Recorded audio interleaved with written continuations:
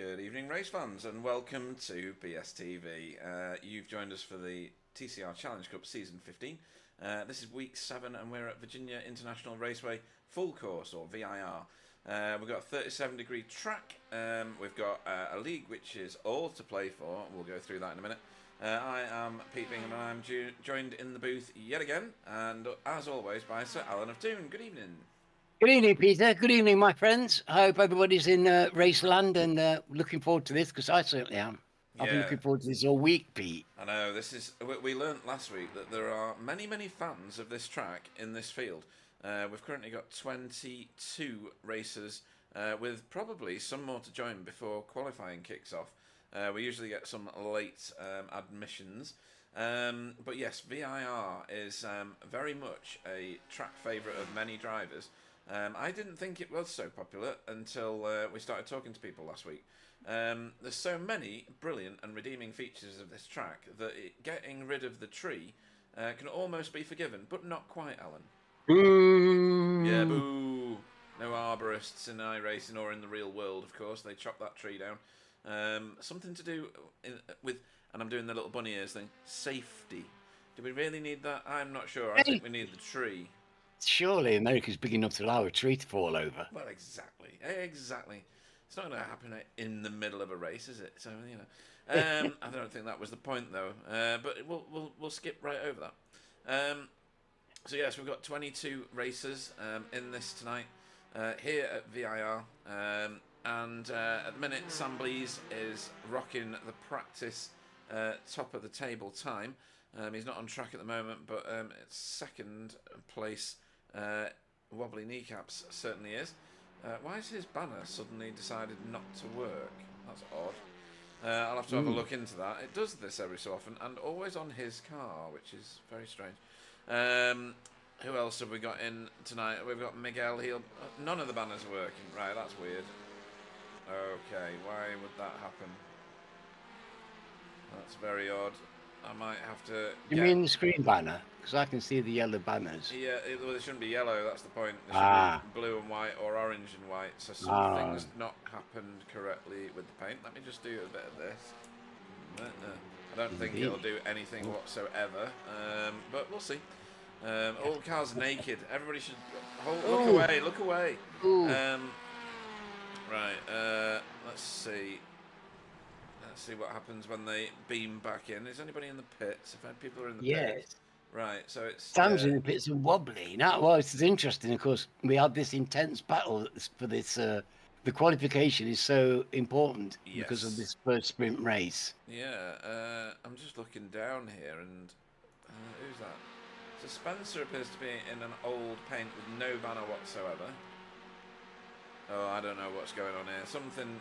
Oh, I know exactly what's going on here. I'm going to have to do something here just very quickly.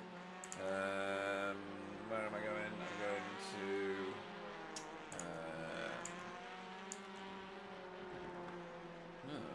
right. Don't know how to do this right now. Oh, I do. Hang on. Just 1 minute. Do this on this screen and switch that off and that off. Save that. Do that. Trading Paints is still running, but I want to be able to turn Trading Paints off. I had to do this for the 24 hours, of course, turn Trading Paints on. Yes. So, how do I get my active screens up when I don't want to really move iRacing? I don't know. I'll have to figure this out shortly. So, I'm currently pulling everybody's... I could just uninstall it, couldn't I? For now. Oh, I don't know. Right. I had to run this whilst we were running 24 hours, of course, so I could see everybody's paints, and I haven't switched the damn thing off, have I? So, right, how do I get to desktop? Do I do that? No. There we go. Oh, no, that's nearly it. There we go. So I need to just do a bit of this. Sorry, folks. Pretend this... it's a good job it's not live, isn't it? Which is very interesting, you know, I mean... Exit that. There we go. Right, okay, and then go back to it.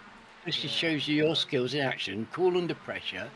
You know, well, we are, and these guys on the track are cool, and they need to be, because this is a demanding drive around here. It is, yeah. And it's going to take everybody to task. We know that. Yeah. It's a delicious, lovely place to bring a car. And these these touring cars, Pete, around there with their divey into the cornery attitude. There's a couple of lovely corners that it are very divey into, but you could actually dive out the other side of them as well. Yeah, absolutely. I think everybody's now in their standard paints. Hopefully my computer does something to catch up with this, because this is going to annoy me. Either that or I'll have to leave the session and rejoin. I think we might do that, Alan. I think I'm going to start talking about something to do with... I don't know what will happen now, but let's have a look at this. So this is the pro standings while I rejoin the session. I'm going to leave that session. There we go. And then I'm going to re-enter the session again. Oops. This is interesting. So, Samblies leads the way on 726 points, with Miguel Freitas has moved himself into second place. Well, sorry, we're on the right-hand column now, of course. So 644 points, which brings Miguel Freitas slightly closer with the drop. Yes. On 557. That's not very helpful. Yeah, that's not out of reach, is it, at all? No, I don't think so. Crikey. Yeah, 80. That's one race, isn't it? That's just one race. Yeah, that's going to keep Sam honest for quite a long time, I would think. Spencer McCarthy is in third place at the moment, 513 points, with Jamie Jeffrey rising up into fourth place on 467 points. That leaves Stephen Walker, David Johansson, Matt Elmore, Wobbly, Jamie and Jay fighting out the other positions from 5 to 10. But it's pretty close in terms of standings. Yeah, so it's a nice, interesting mix of drivers as well. Yes, it is. It is. Right. Yes, I think that's it looks, because all the people that have been really competing at the front are there well represented. So it just shows you it's working, Pete. Yeah, it is. Right, so I'm going to withdraw from that session because that did not work. Right, now let's have a look at the AM standings. So those are the AM standings there. Nice, interesting thing. Yeah, this is a bit closer, this one. 411 points for Tony Walker. 335 points for Tom Woodcock. So that is an 80-point gap. And very much within reach. And we've got Roger Morton in third. He's rising up that little list. JB was in third for a little time. But Roger's rested. There's nothing in it though, is there? Look at these. Really. They're so close. Goodness. JB 278, but only 5 points behind is Pete Mangool. Yeah, great Pete coming up now out of nowhere. Yeah. I've got to press some more buttons while I'm doing all this. Ike Aleku on 203 points in sixth place. He's only 70 points behind Pete. And then we've got Matt Flannery, Arno Shanonier, Jason Haddington and Chris Needham rounding out the top 10. Fantastic. And of course we've had Tony and Roger, JB, Tom, they've all been appearing in the top 10 of the main standings. Yep. Consistently. Yes. Let's move into the team standings. So Hydro Race Geodesic lead the way on 1,287 points. Spectre 6 in second place there on 1,172 points.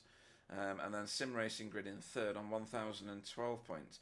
So whilst it looks like there's big jumps of 100 points, don't forget these teams are scoring double, 2 races per team. Some of those teams have 3 races. They can munch away at that Hydro Race Geodesic Racing points lead quite easily. And Hydro Race didn't have the greatest of weeks last week. I don't know whether this week will be an improvement for them. But yeah, that one is still up for grabs also. And then we've got Driver of the Meeting is the next of our deluxe prizes. So Tony Walker, Roger Morton and JB share the top spot there on 2 points each, with Miguel, Andrew McKinley, Pete Mangool, Spencer, Kevin Daniels, Sam Blees and Jay Corley all sharing 1 point in joint fourth place. Again, that one's going to be a bit of a tasty prospect. And then Tony's doing great, isn't he? I mean, yeah. With those 3 on 2, it's very tight. Yeah, it is. And we've really tried to be very fair in the giving out, but these people have earned the points, and that's where they are. Yep. But it's still on a nice edge, Pete. I know, yeah. So we've got... Ooh, who was that spinning around in the background on my other screen? So Jamie Wilson leads the way on the Safe Driver Award with Matt Flannery in second. But there's not a lot in all these. Sam Blees in third there on 53 incidents. JB on 49. And that rounds... Oh, and Tony Walker rounds out the top 5 with... I think Jamie is the highest AM driver in that list, and Tony Walker also an AM driver, JB an AM driver. It's AM drivers at the top of the safe list. I think the fast drivers are taking liberties with the track, Alan. Well, you say that, but we get this Jamie and Jamie Wilson. They're always in the thick of it, but amazingly they manage to keep the car clean. I don't know how they do it. No, me neither. It's absolutely stunning that they can drive at those speeds, and everything works for them. They don't crash and stuff. Right. Let's remind people what the top driver is racing for. It's just.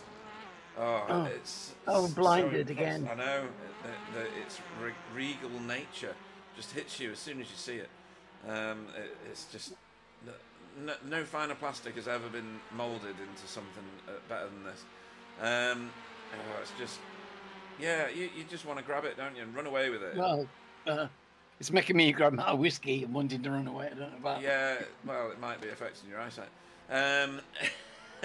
But that's what they're driving for, folks. The Season 15 Champions Trophy. It's 100% hollow inside, so thank heavens for that. I would think there's more of it inside. Yeah, no expense spent, that's for sure. But yeah, we'll come back to that later when we want to be have that warm feeling deep inside. Oh goodness me! I hope you're already working on next seasons, because this is going to take some topping. Yes, it really is. Yeah. So, I've managed to make the paints even worse than they were before, which is always good. I'll just get rid of that. Wow, that's startling.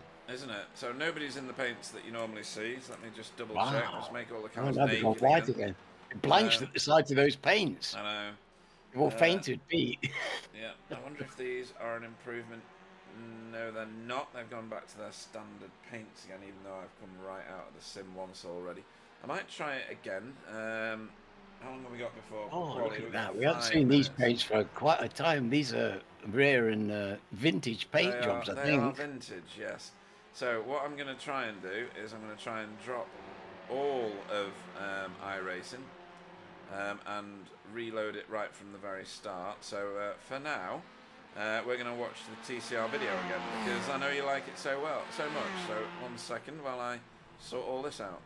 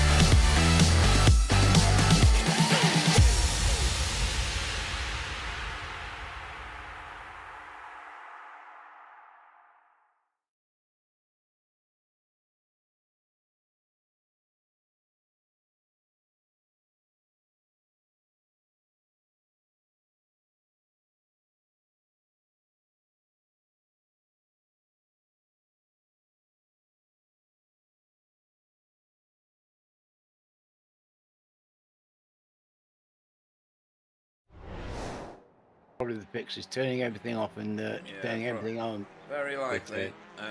But it's as we're it not was. in that position. No.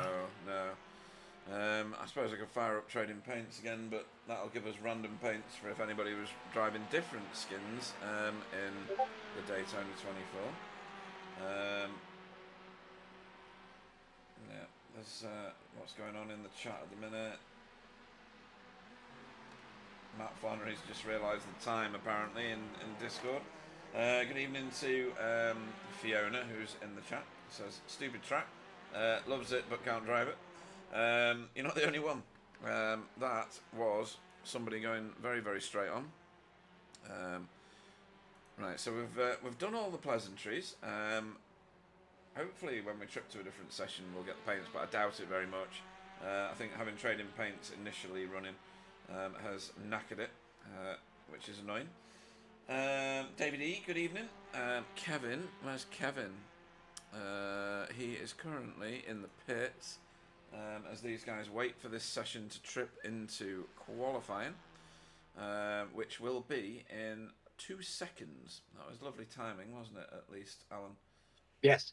Well, as usual, you're working well under pressure, Pete. You do very well here, and it's we can get through this without any trouble because we're pro.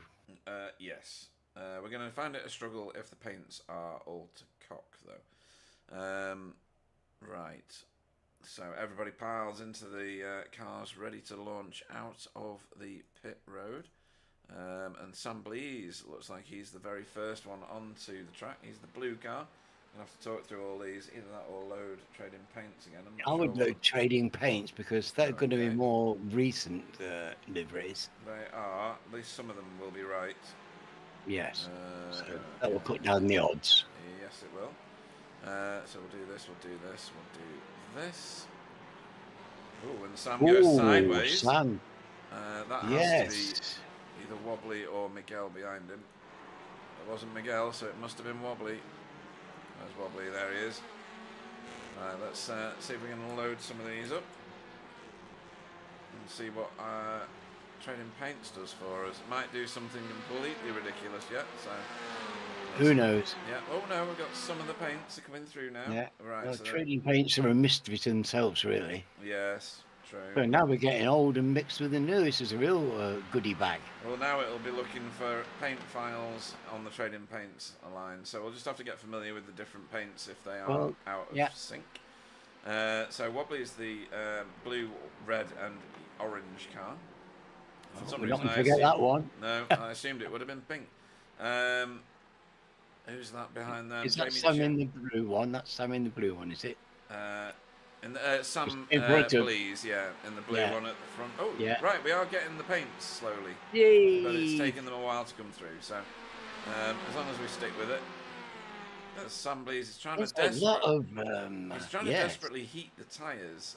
That's an extreme way to do it, but it must be effective. He's getting some points in Tokyo right now. Wow. And Wobbly's now got his paint on it.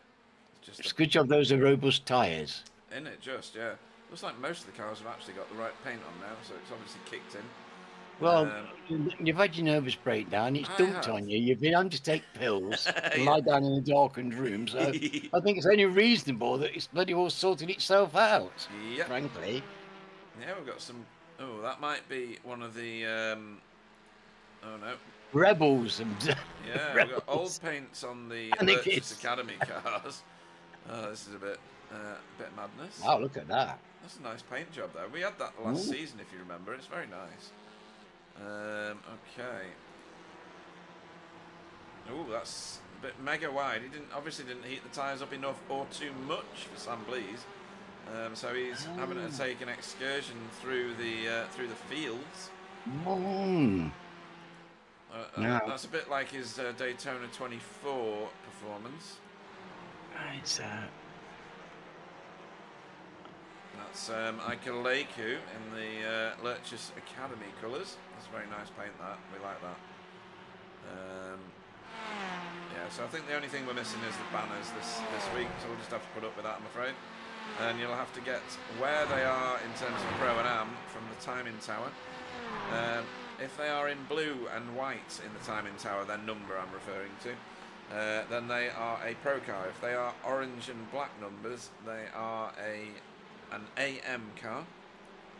I'll put the track map up and the relative tool, the battle box in the bottom right corner.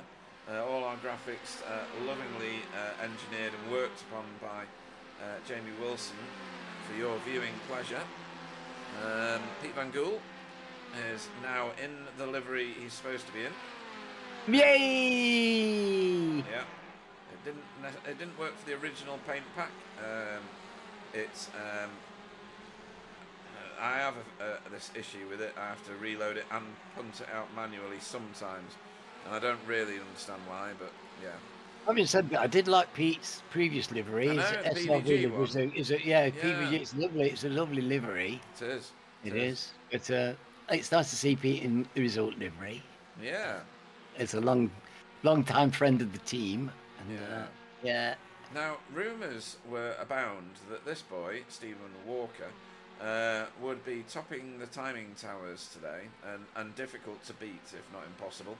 Really? Yeah. Apparently, in practice sessions, he was absolutely blisteringly fast. He has done that before, hasn't he? He's got previous for it. Absolutely right. He's not doing a massive amount at the moment, and we have increased the number of drivers. We're up to 25, same as last week now. Which is very, very healthy. Yeah, 25 is very nice. We were very impressed with. Where's he gone? I've just seen him on track, so why can I now not find him on the timing tower? Oh my god! Oh, there, Jay Corley. So that I think that Honda is going to be somewhat disadvantaged compared to the Elantra today. I think this is very much an Elantra track. I don't know what your thoughts are. Yeah, well, yes, and the other one as well. The Velociraptor isn't going to do bad here, I don't think. Yeah, really. There's not as many of them though. I know this is a good track for Elantra. I drive it, and it likes it around here. It's fun to drive, and I'm not sure they've got that big long uphill, and I'm not sure that's going to suit the Civic very well. No, we're going to go on board very quickly with Jamie Jeffrey. He's not done a blistering time just yet, but he is about to go across the start-finish line. So I'll talk us through a bit of a lap around this. If I can remember all the names of the turns, it would be amazing. So over the start-finish we go. It's not a straight necessarily. It's got a big bend in it all the way around. This is horseshoe. There's always a horseshoe on every American track. So second gear round there. You're on an Elantra at the minute. We usually go around in a Civic. So through turn 2, it is an actual turn on this track, and then this is NASCAR bend, they call this. Lots of curb on the inside. Don't run too wide, you'll get an off track. It's very generous, that turn these days. This is left hook. This is not right hook, even though I feel that they should at least return the punch. And through this kink here, where this chicane almost, this S's section, it's called the Snake, as you power through and up this hill. This is my favourite portion of any track anywhere. You go up here towards these chalets, taking masses of curb on all sides, and then get off the gas a little bit to go through this kink here at turn 10, South Bend, and then fire it straight through this little valley and to Oak Tree, which is a double right-hander. You can easily lose control through there. Take a lot of curb on the outside, but obviously there's a limit to that. And then fire it down this back straight. There's a secondary pits that we don't use on this format of the track. There are 3 pits on this track. Pete knows all of them and doesn't necessarily use them all on the order they should be on the tracks. And we're heading up, over the brow of the hill, down through the dip here and into the roller coaster. There's always a roller coaster on American tracks. Curb on both sides, especially this right-hander and the left-hander as you come down here, down this little short shoot of a straight into 16A and 16B, and 16B plus 17, which is this, is Hog Pen, and then you rejoin the start-finish straight. You do get a bit of a rest on that back straight, Alan, but it's not a massive relax, is it? Because no, you're under pressure. This is not a place where you want to go and take your coffee flask out and get your sandwiches out, Pete, because honestly, there's so much danger here. Yes. Danger lurks in every corner, and that even that little split round and that nicely driven lap, you can see how on the edge he was. Yeah. There's so many places where the gap between glory and disaster is very thin. And you know, I love this place. It's going to test these drivers. I expect to see some fierce old racing, and we'll have to pay attention to where they are. Yeah, it's going to be. Hang on, David Ayres on chat. Good evening, gentlemen, and Pete. Well, that's not very nice, is it? And welcome to Uznov. Good evening, Mr. Ayres. Uznov Kozai on chat. Hopefully, I'm saying your name right. If it's wrong, then kind of tough. You can certainly correct me. And he says, "Good evening, folks." Yes, good evening to you. Good evening, my friend. You're very welcome. Yeah. Who's popped one in now? Is he talking about the race, or is he talking about something else? You've got to tell him you've popped one in, then you know. Stephen. Oh, it's Stephen. Oh, yes, he has. Yeah, he's taken the top spot by 0.1 of a second. He's also saying good evening, young Alan. Does he owe you money? Is he trying to butter you up in some new way? He's a very nice man, and we have a deep respect for each other. Right. And, yes. And he's my team principal, you know, and I do have genuine respect for him. And when they invited me into Join Resort, it was one of the greatest moments of my life. It was a fantastic moment for me. Oh, it was excellent. Yeah. And he was actually referring to Carl Hardy, who, and accurate as David invariably is in correcting me on things that I should already be seeing. Carl has put a time in. It's only managed to get me 12th up to this point, and we usually see him higher than that. Where's Roger? Is Roger embarrassing him? No, he's not. He's further down still. That was a car well off the track. I don't know who that was. Who is that? Don't know. Kevin Daniels, maybe. Kevin, where are you? No. Oh, have I got the wrong camera on? All right. So Kevin Daniels is not in his normal paint yet, but Trading Paints might catch up with that. Let's see. He's the only one that I found not in his standard paint. So Tony Walker, look at where he is on the timing tower, 8th place. A lone gunman, a lone AM gunman in interesting, isn't it? Yeah, in the jaws of the pro drivers. We've been seeing more, haven't we? We've been seeing the other guys creeping up. So, but look at that solid block. Those solid blocks are very telling. We haven't seen this kind of decisive split, and I think that's just the arduosity of the track coming out. Yes, I think really do. I agree with you entirely there. At the pointy end, we've still got Stephen Walker topping the list, and Wobbly has got 0.11 of a second to find. As Jamie Wilson does a lovely, it would have been an overtake in the race on Arnaud Chenonnier there, but it would have been going under the branches of a tree in more civilized times. Yeah, very civilized times. This is an uncivilized version of the track with no tree. I don't know why they must simulate reality. Seems rude, doesn't it? But yes, I wonder if Uslav races these cars. It would be great to have more new faces in the league. New faces are good.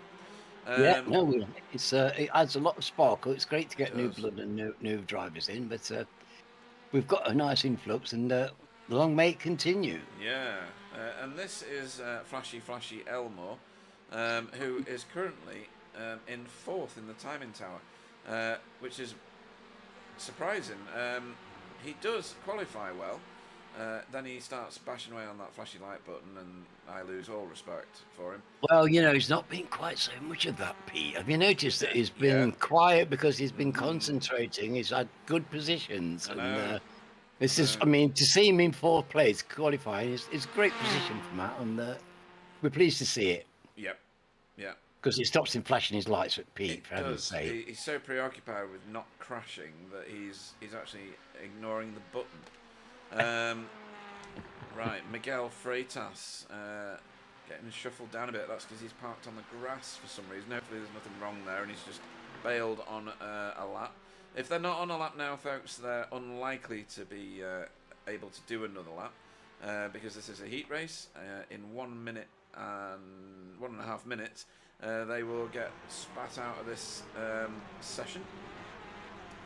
As the GLE boys are towing Walker and Woodcock are advancing again into the top 10 yes, now. They are. Good call. And Pete Van Gool and JB have improved their times also. Yes. So these AM guys giving the getting a bit of resistance coming up now. It's good to see. Yeah, absolutely. Long may it continue. Yeah.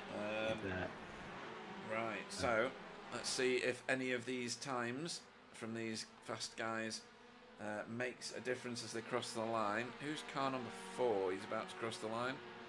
Do you know what? I've no idea who that was.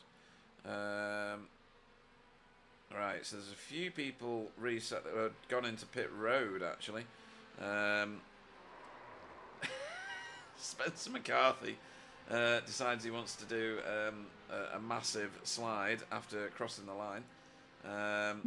Other people crossing over. Pete Van Gool has just positioned himself right in the middle, or had done, between Tony Walker and Tom Woodcock, but it's all changing in the middle of the field there. Goodness, yes. There's a late flurry and people have dived into the pits. They've had enough. Yeah. David E, don't forget you're going to have to watch out for this coloured car for Kevin Daniels tonight. Black at the front, green at the back. He's the only one I've not managed to get a decent paint on this evening. So apologies for that. Really impressed with PVG's performance given his limited experience in the car. Want to watch for the future. Yes, he is. Oh, right, yeah. And I need to go to this and do a bit of this. That should have worked. So, your pole man for this evening will be Stephen Walker for Spectre 6. On the front row next to him is Wobbly Kneecaps. Not managed to get the pole spot this week. Other weeks he's been purposefully getting there. Sam Blees will go off 3rd on the second row for Hydro Race Geodesic Racing. Matt Elmer off 4th for Spectre 6. David Johansson on the 3rd row in 5th for Sim Racing Grid. Good performance that. He was provisional pole for a while as well. Miguel Freitas 6th for Impulse Racing. 7th will be Jamie Jeffrey for Coupes and Convertibles Racing. Spencer McCarthy off 8th for Hydro Race Geodesic Racing. 9th will be Tony Walker, the first AM car for Spectre 6. Carl Hardy will go off 10th for Safeguard by Result. 11th will be Kevin Daniels in an oddly coloured car. It's all my fault for Sim Racing Grid. Pete Van Gool will go off 12th for Result Clothing iRacing Team. If I can find out where my mouse is, I can do this.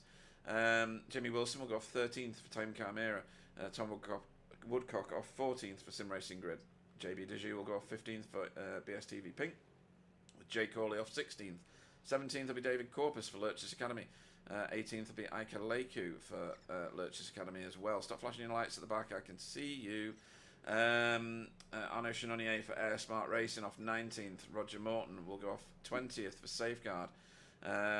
Chris Needham off 21st for Air Smart Racing. Jesus Amandre will go off 22nd for Lurch's Sim Racing. Alejandro Silva will go off 23rd for the same team. Fiona Siddons will go off 24th for WorkGuard, and her teammate Andrew Littler will go off 25th and will bring up the rear of the field on this occasion. Right, let's go. Big moment. This is exciting. It is. So important, the start of this sprint race. Let's see if we can get a better camera. Oh, that's a better camera. There we go. For the start of this. So lights are coming on. We're focused on Wobbly so that we can see a few cars in the picture. Lights are going out, and they have launched. Good start from Stephen Walker. Yes. And from Sam Blees. He's already putting Wobbly under pressure. We're going to go 3 wide at least at the very front. Oh, this is dangerous. This is dangerous. Oh, that's a good catch. That's a great catch from Wobbly. But skill of the man. Yeah. Oh, my word. There's a lot of shunting going on back here. So there's a few bits of cars. Miguel's lost a rear bumper and all that. But it could have been worse, I think. It could have been worse. The front of Jamie Wilson's car is now caved in. As Stephen Walker makes a run for it with David Johansson in his tow. And where did Wobbly end up? He's ended up in like 7th. Miguel Freitas is getting shuffled back, and that is Ika Leiku into the wall. But he's side on, and he's managed to keep it going. It's some fine saves going on there. This is skillful driving. That's a tough really bit is. of track, as you know. You want to hurtle around there. You don't lift. It's like, oh goodness me, it's so exciting driving there. And this section up the hill is just fantastically exciting racing. Yeah, I'm It's going to go out beautiful on to a limb. drive. I'm going to go out on a limb and say that Jamie Jeffrey was involved in some of that, seeing as his car is evidencing no front bumper whatsoever. Kevin Daniels has done well. He's already up 3 positions, along with Jamie behind him and Tom Woodcock. Very good. Jamie was. I saw his bumper come off. I'm always interested because I have the scrap clean session. Yeah, yeah. For some reason, Fiona's been off track and has reset to the pits. Oh no, that's disappointing. Ika Leku has also pulled off the track and has reset to the pits. Oh dear. Oh, and now Chris Needham has done the same. So I think we've had, in all those little bumps and shunts, we've had some casualties, Alan. It's certainly looking that way. I wasn't expecting that. 3 casualties in the pits. Let's hope they're okay. But having to take a tow at this stage of the game is never good news. Not in a 20-minute sprint race. Certainly not. Tony Walker flashing his lights at Wobbly, and almost getting a move done on him. But at the horseshoe there, Wobbly was better controlled and better onto the gas again. Flashing your lights. Wobbly. We've already seen Wobbly in very good. He did a great lift and start, and then got into that trouble and saved himself with a great save. But look, people are having trouble, as predicted, because this is one tough drive. Yeah, Jesus Amundere getting shouldered out a little bit there at the back of the field at the horseshoe. We'll go back to where the racing is keenest, and it's around these guys here. So this is Jamie Jeffrey, Spencer McCarthy, and leading the little group is Flashy Elmore, who's caught and passed David Jansen, who's got to slow down. Oh, cranky. Yeah, so this is working out extremely well for Spectre 6. They have got 3 cars in the top 7. Oh, dear. Jamie. That is Spencer and Jamie getting together. Spencer's waiting for Jamie. Spencer's waiting, and Jamie's already been in trouble with that car, so let's hope he's okay. Yeah, I'm expecting Jamie's probably told him to get on with it. But Spencer is still waiting. He's just a little bit further down the track, so an impressive amount of sportsmanship there from Spencer. He's the complete package, is Spencer. He really is. He's the toughest competitor, he's a brilliant driver, but honestly, he's the fairest driver you'll ever meet. Yep. Well said. Right, let's have a look. Right, we're going to need to see some of these other incidents in a bit, but not right now.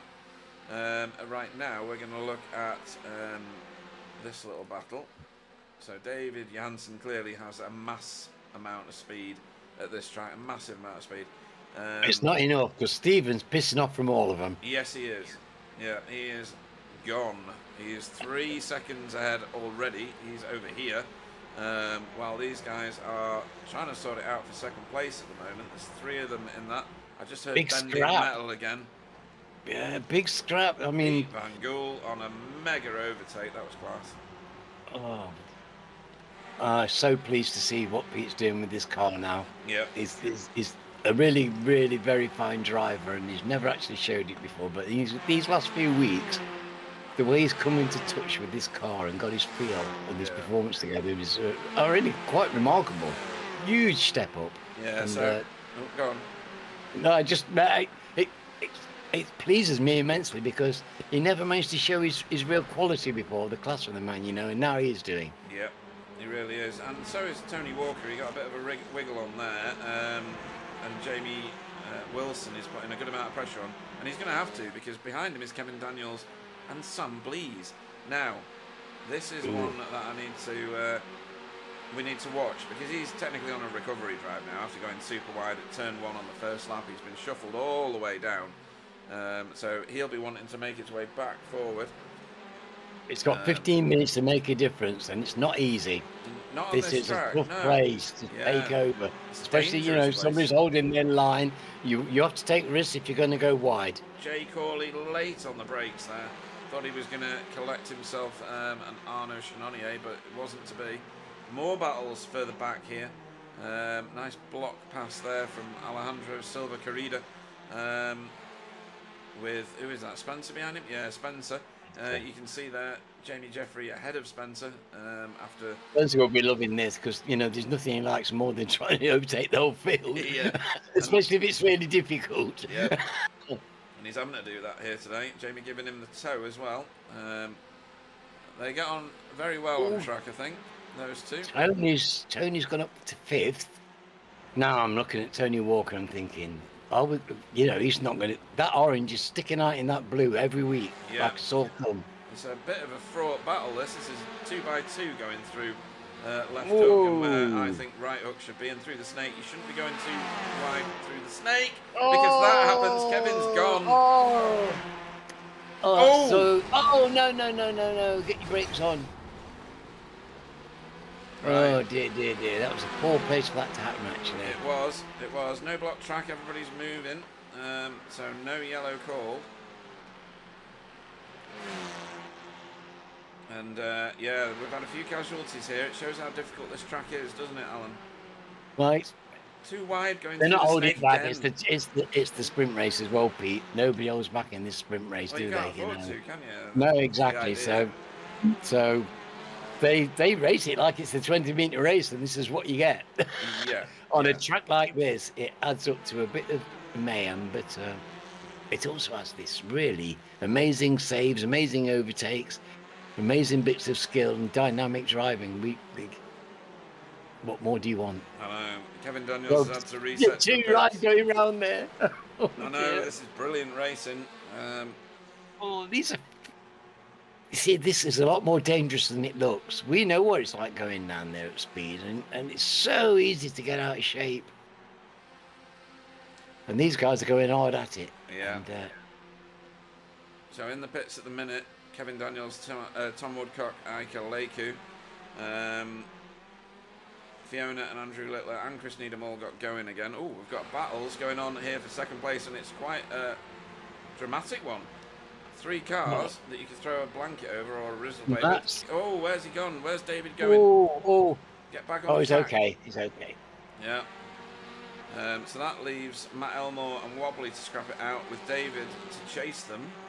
He'll soon catch up. He's got the pace. Yeah, he has sure. got the pace today. Where's Pete Van Gool going? He's just thrown away a bag full of places. I don't know whether he was helped there. Let's have a quick look at that. I was late to the scene of the crime there. We'll have this one, I think. Let's have a look. So he's the second car in this little group here of 5. Ignore the car at the top of the screen. So we've got safeguard clause there. Yeah, and he got door to door with Arnaud Chenonnier and came off worse as a result of it. Racing incident for me. He just ended up with an oversteer situation. Right, let's go back. No, it was just defending his place. There wasn't anything in that, I don't think. No. Agree. That is Fiona being overtaken in the background there by David Johansson, trying to chase these two down. And this is Matt Elmore leading Wobbly. And that's Andrew Littler ahead of them, so Fiona will want Andrew to be disturbed in his racing lines as these guys come through, so she can get back on terms with him. Okay. Well, so please spent a bit of time having to come in the pits. That was unlucky right at the start of the race, and especially in the short race. Yeah, sadly, it's hard to get back onto terms. Sadly, Matt Elmore is still flashing his lights. He's in second place and but doing very David, well. Look at David. David's caught them already. And they weren't delayed going down that straight. David's just very quick at certain points on the track. We'll keep an eye on this because that's going to develop. This is also going to develop. So PVG, much delayed now after that little off. And it was a little off. There was nothing much in it. No. But he's brought Jay Corley with him. So this group of 5 will get back together again shortly. And in the background there, you can see Spencer ahead of Jamie Jeffrey. Jamie's car looks decidedly second-hand, Alan. Yes, well, a lot of it's not there, Pete. Yeah, can it still be called a car? What's the definition? What's the requirement to call something a car?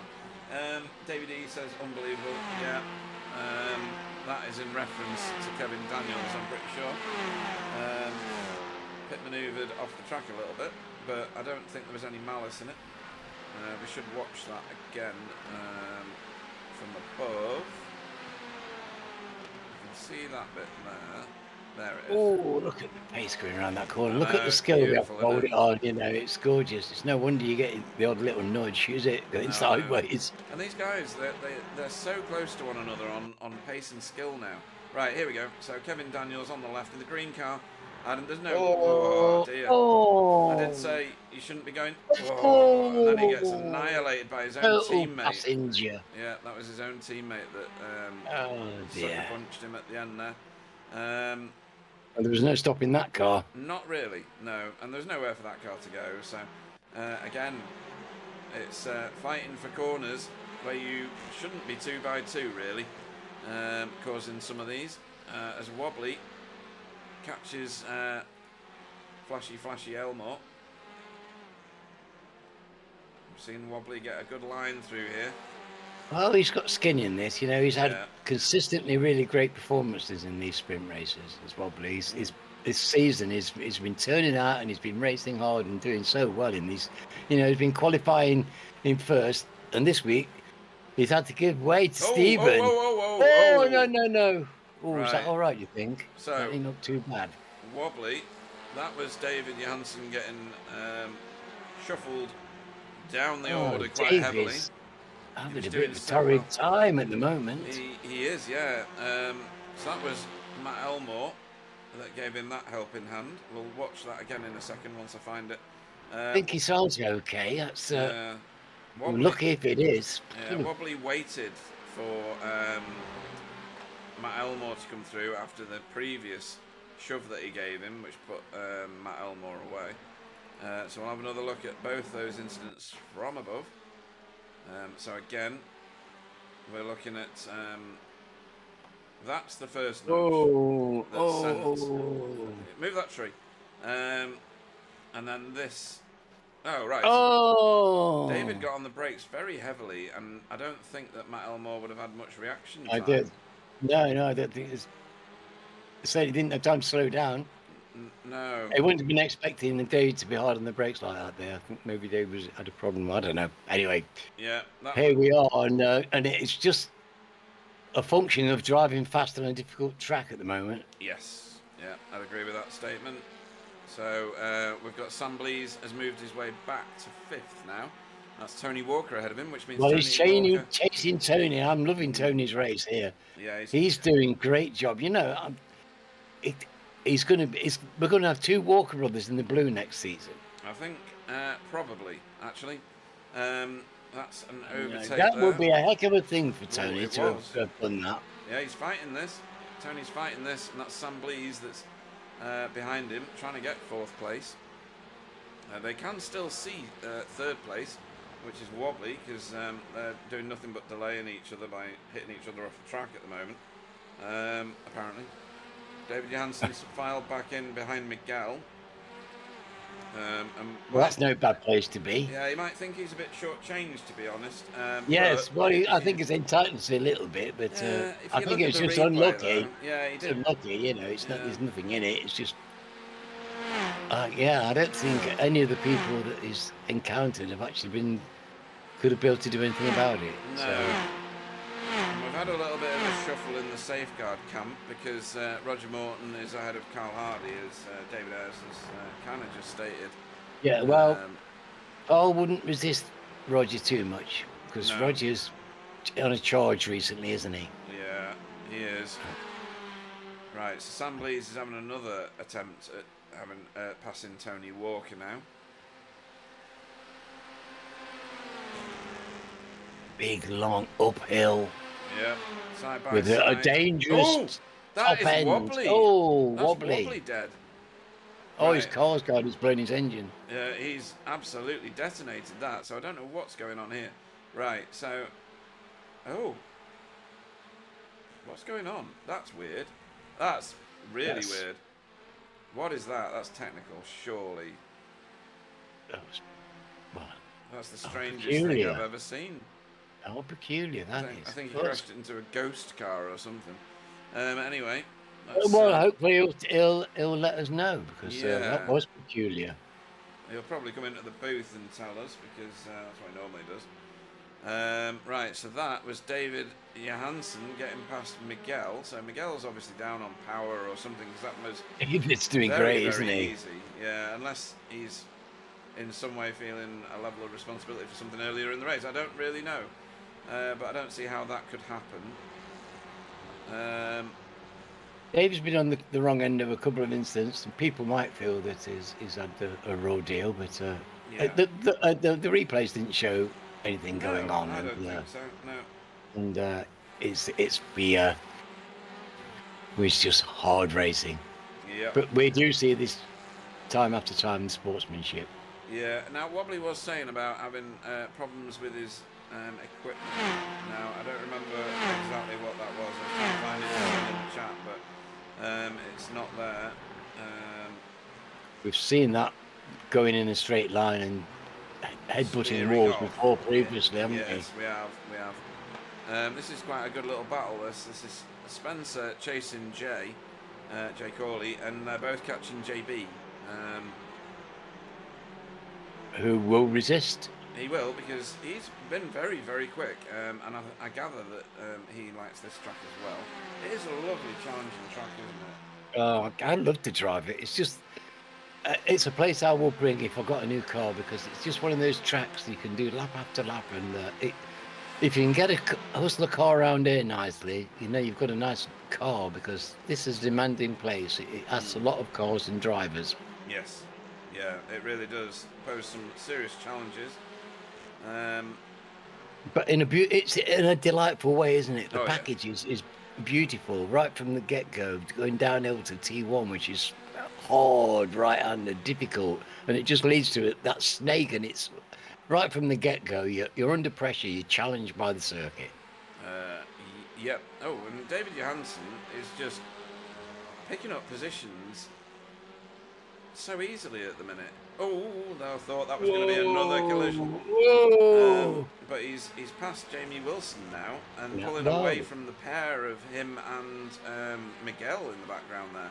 And Miguel's struggling. I know he's got damage. He got damage on lap 1, so...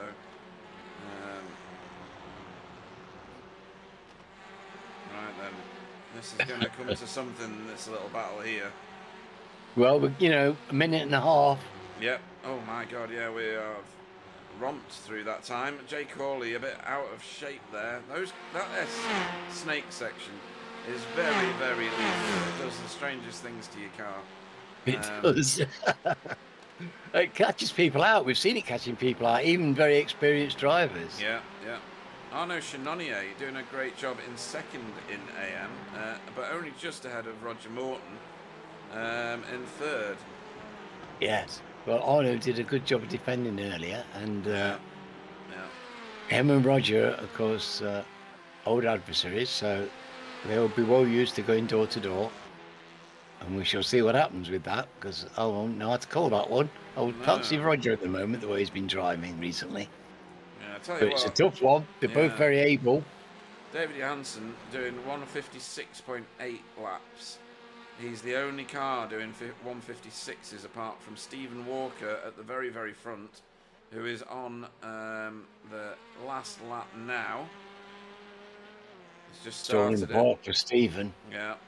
When you consider the mayhem that's been behind the tension and the stress and the pace of it all, and he's just sailed away at the front there. He's been in a different race to everybody else. 3 seconds after the first lap, and just lovely. I mean, Jamie, the front of Jamie's car is absolutely caved in. Jamie Wilson, I'm talking about. You can see it when when the camera goes to the side of it, it's more obvious. That doesn't look good. No, Roger's... That's not doing his hero any good. Well, here we go. It's Roger. Yeah. Roger and Arnaud, and these will scrap. Yeah, and Roger's already got caved in front, just like Jamie on Jamie's Veloster. This Elantra's got the same feature, we'll call it. All the rage. It's the season's thing, They say it's worth a quarter of a mile an hour down the straight. PVG flashing his lights at Carl Hardy. Do I find that acceptable? I'm not sure. I'll come back to that. Because it is Carl after all. So Stephen Walker down the back straight for the final time in this race. Roger Morton putting on mega pressure onto Arnaud Chenonnier. Gets a nice drive onto the back straight, but I don't know that it's going to be enough. We'll find out very shortly. What's David saying about flashing light? Well, yeah. So Stephen Walker, 11 seconds of lead. 11 seconds. Well, he wasn't going to be headed, was he? What you said about him reputedly being unstoppably quick is going to be reflected in this, but now he's going to find himself in 12th place, isn't he? He is, and Flashy himself doing exactly that over the line. Sam Blease gets a third, and very good Tony result Walker. From Matt. Look at that, fine second place for Matt. I tell you what, Spectre 6, first, second, and fourth. Now that is a great team effort, given all of what's gone on in this race. Fighting right to the line. So pleased for Tony. That's what 1.5 seconds down, only 1.5 seconds off. Arnaud Chenonnier out of fuel. Oh, somebody's pushing. Sure, he's going to get that. He's gone over the line, hasn't he? He has gone over the line, yes, but he's lost over the line. Bag full of positions in doing so. Oh no, did he? Oh, that's a shame because everybody earned everything they got in that race. Yes. Only Tom Woodcock to finish, who's he's not laps down. He's on the lead lap, but he was the one that collected Kevin Daniels after JB and a few others had already done bringing the car home. Yeah, and that's good to see. You still get wobbly. Points. Yeah. We don't know what happened with Wobbly. That was. No, I'm just going to go and see if he's still in the chat room. He's not, so I think he's parked his car properly. Let me see if he sent me a message on WhatsApp. He sometimes does, sometimes does not. He's not done. So, not sure what happened. I'm guessing technical just by the behaviour of the cars. Tom Woodcock. Just flashing their lights. Isn't that nice of them? Yeah, that's nice. Yeah, at the end. Well done. Yeah, very well done. Put the car home. That's all that matters. Absolutely right.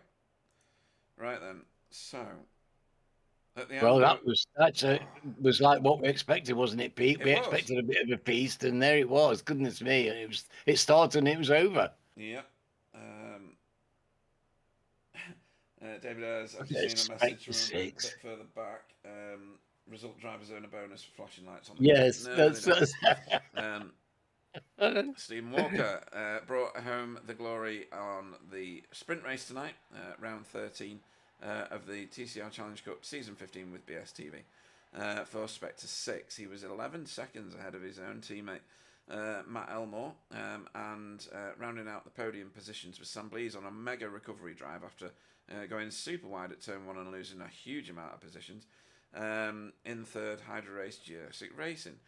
Tony Walker, the first of our AM cars tonight, finished in fourth for Spectre 6 as well. So, in terms of a team performance, that you don't get much better than that.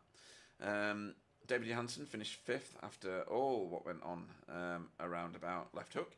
For Sim Racing Grid, sixth was Jamie Wilson's finishing position for Team Chimera, with Miguel Freitas clearly impeded by whatever damage he'd incurred for Impulse Racing in seventh. David Corbs finished 8th for Lurchis Academy, with Roger Morton in 9th for Safeguard with his teammate behind him. He'll be happy about that. Carl Hardy was 10th. Pete Van Gool finished 11th after he had some come-ins together. And JB Dejoux finished 12th for BSTV Esports Pink. Spencer McCarthy finished in 13th place for Hydra Race Geodesic Racing after doing a mega weight for Jamie Jeffrey. Jay Corley finished 14th. And then Jamie Jeffrey in 15th for Coupes and Convertibles Racing. Arnaud Chenonnier should have probably finished a lot higher up than that. He's finished 16th for Smart Racing, but he ran out of fuel.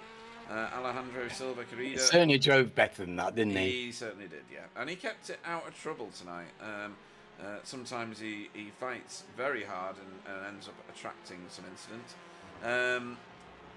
So Alejandro Silva Carrera in 17th for Lurchis Sim Racing, and his teammate Jesus Amandore in 18th.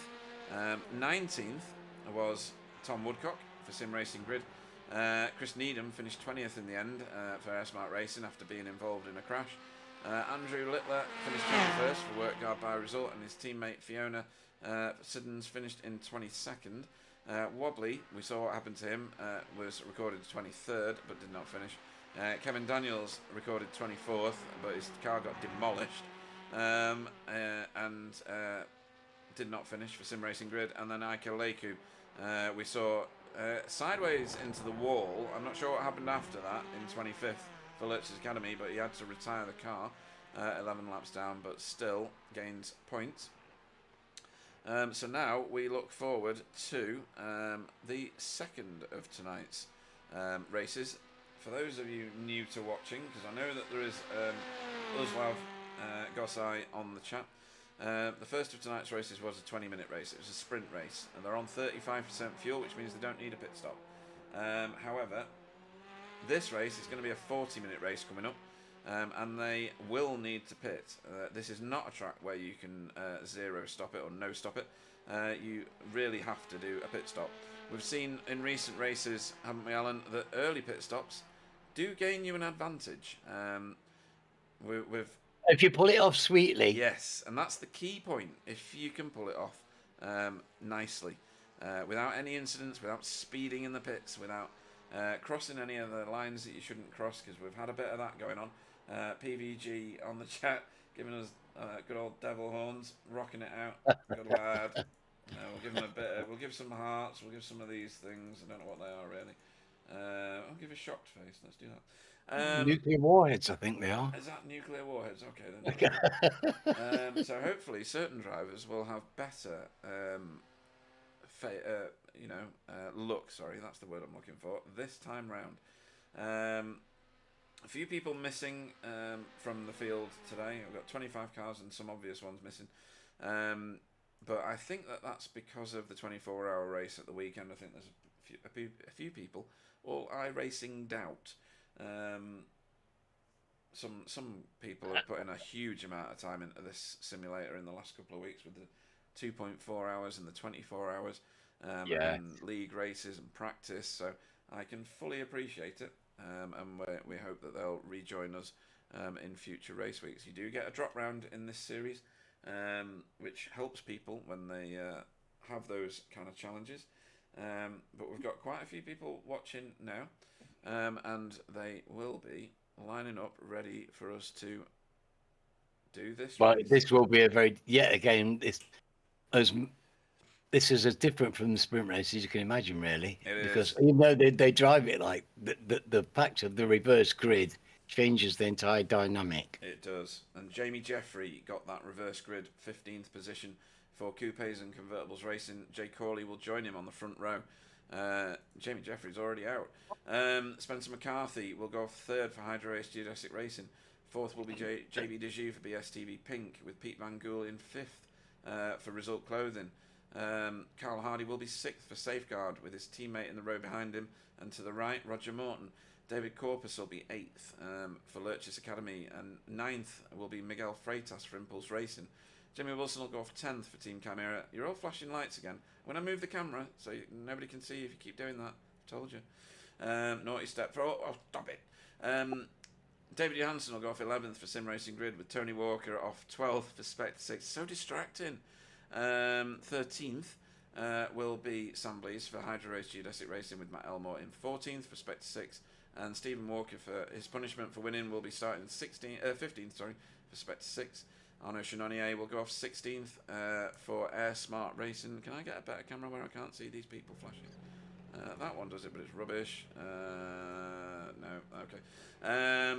Alejandro Silva Corrida will go off 17th for Lurcher Sim Racing. Jesus Amandare will go off 18th for Lurcher Sim Racing. Tom Woodcock will go off 19th for Sim Racing Grid.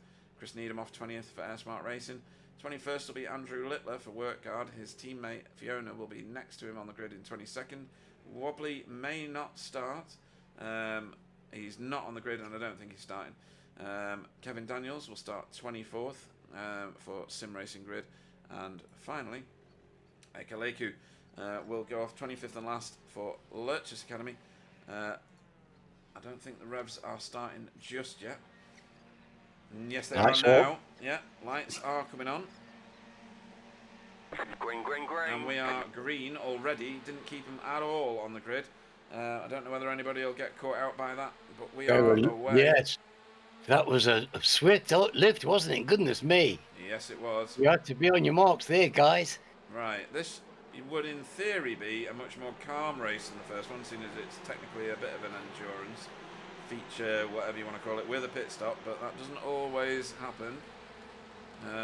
As we go, we do see a trifle more care because people do want to get the tyres warm before the crash. Yeah, it will. Miguel picking up places already. He's got a fully functional car this time, as has Jamie Wilson. Oh, no, there's trouble at Mill. Oh, is there? See that? Yeah, no, yeah. Oh, right at the back. So yeah. Fiona is involved in it. Tom Woodcock is definitely involved in it. Jesus is in there as well.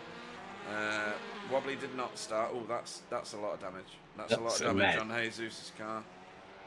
Oh, dear. Yeah. Oh, well, unfortunate start. Yeah, we'll have a look at that in a minute. We've just got to keep with it. Oh, who's that? Is that Kevin Daniels? No. Oh, I do hope not. Oh, it's Roger. Roger. Oh, super wide. Okay.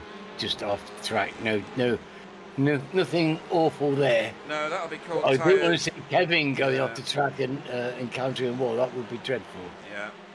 So that'll be at South Bend. We're going to have a look at that one quickly. Because this is a feature of this track on cold tyres. Roger Morton there having a good look at Carl Hardy, left and right. We'll line the car up for the top of the hill. Oh no, it was before the top of the hill he's lost it. Wow, that's a big waggle. Left, right. There we go. What a save. That was a good save. Right, let's go back to the live action. That's years of grass tracking saved that car. yeah, quite literally. I thought the grass was supposed to be slower these days. That was going slow compared. Was it? Yeah, it used to be ice grass, don't you remember? No, well, yeah, grass was faster than the tarmac. Right, so Spencer McCarthy pressing the issue for first place. Well, Jamie's putting in purple laps, so he's responding. And Spencer, we know we'll do it eventually. He'll do one of those incredible spring-assisted accelerations and nip by out of nowhere. Jamie Wilson finds himself scrapping back here. He was a bit further forward. Oh no, he wasn't. It's just Miguel's moved forward quite rapidly. Oh, and Stephen Walker getting door to door with David Jansen. That's a bit intimate, boys. Excuse me. As they're compiling through this snake, hopefully they'll all have learned the lessons of the previous race. Into the pits has gone Fiona again, Ika Leiku again. So they're having a tough time, those two. Goodness me. Oh, this is so unfortunate. They're out already. Well he's still in the pits. Yeah, oh dear. Fiona's come back onto the track. Is out, saying out. Right, so this is the lead group now. Jamie Jeffrey has managed to get away. I think Spencer's got a slowdown somewhere in this. He's fallen back to where Jay Corley is, and Jay Corley's having a pop at him in. Well, if somebody presents a feast. Yeah, I don't. Oh, there's a lot. And all the while, Jamie's doing his very best to get gone, because the more gap he can pull now while they're scrapping, the better for him. Well, it depends. If they've calculated that you get a big saving from fuel saving, then Jay Corley will want to stay exactly where he is, chasing Spencer around, using him as a tow. Let's see if he comes off the gas mega early into Horseshoe. If you can stay in Spencer's wake, that's good driving. He's most rapid, he is, and oh, Spencer, where you go, mate? Well, is he going to attack him? Yes, here we go. He's taking him. Can't see him. He's on the wrong side here. No, he's not going to make it. But certainly willing to have a go. Oh yeah, that's for sure. Right, so this is if I get the usual battle box up on the track map, you can see that this is a 7-car train of cars for second place. And soon to be an 8 car, because that's Sam Blease and Jamie Wilson. And they're about to bridge that gap and bring... Who's that with them? Wow. David Corpus. There's quite a lot, isn't there? There's quite a lot here that could close this up. Yeah. Oh, David Corpus, you are wild. You are wild. Oh, that is painful. And that is... goodness me. Very self-inflicted, that one. Heavens above. Yeah. So he's had to reset. That car's mince. Yes, it is. In fact, mince... Oh, who's that going across the middle ground there? You can get black flagged for that, whoever that is. I don't know who that is, though. Is it this car? No, I don't know. No, it's not that car. It looks like... Spectre, isn't it? It's a Spectre car. It's Matt. Is it Matt Elmore? It is! Right, let's have a look and see what happened to Matt Elmore. Because he was off track for about 6 years there. Right, oh, right, he saw that car going wild. Oh, and David Johansson, David on the grass was doing his... right. And then this happened. Right, okay, so that's complete. That was peculiar. Just ridiculous. I've never seen anything like it. We keep seeing things we've never seen anything like tonight. I know. That was peculiar, wasn't it? Yeah. If that was solid here, that was from a long way away. No, there was nothing about that. It was just a big, massive waggle on the car, I think. Well, we've had plenty of... well, that's 6 minutes down. I know, yeah. This mean they're really turning it on tonight. I know, I already need a nap. Davey D's finding it hilarious. Where is Kevin? Where's Kevin? He's keeping his nose clean this race. And he's picked up a massive 10 positions already. 6 laps in, he's had quite a few gifts, let's face it. But he's the furthest forward moving car of the entire field. All those panels appear to be on, even if they're the wrong colours tonight because of me. We don't care, at least he's got some. Yes, exactly that. Oh, wow, there's more smoke ahead of these cars. Don't know why. Something to do with JB, maybe. He's going to get Miguel'd in a second, I think.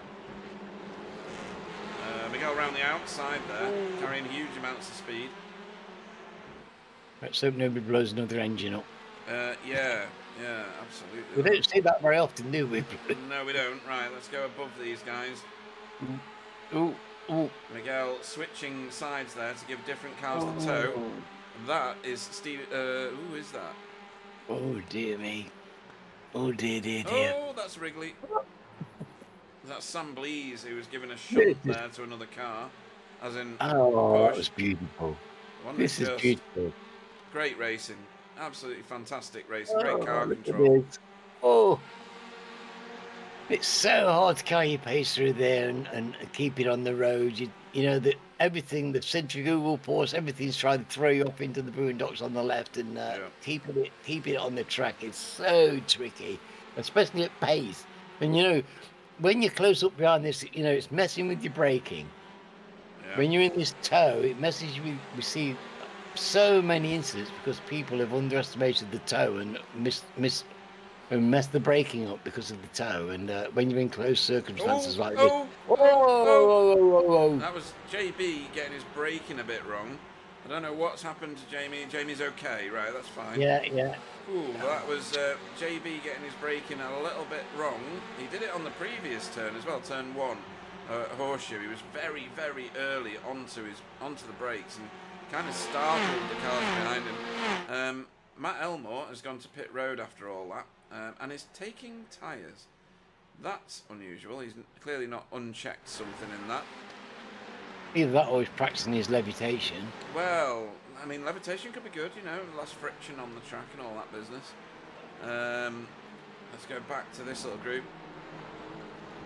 So Jamie Jeffrey, and Spencer have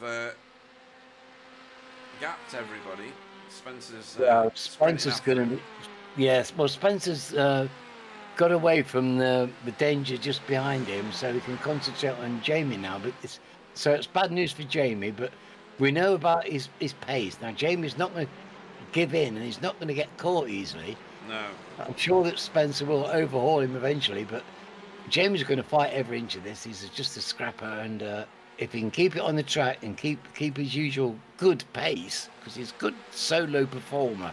He's good at being in front and good at driving from the front, and not everybody is, and Jamie is good at doing that. So exciting, and we can expect Spencer to haul him in. He's only got just over 2 seconds. That's not much of a gap against Spencer McCarthy, but very exciting times.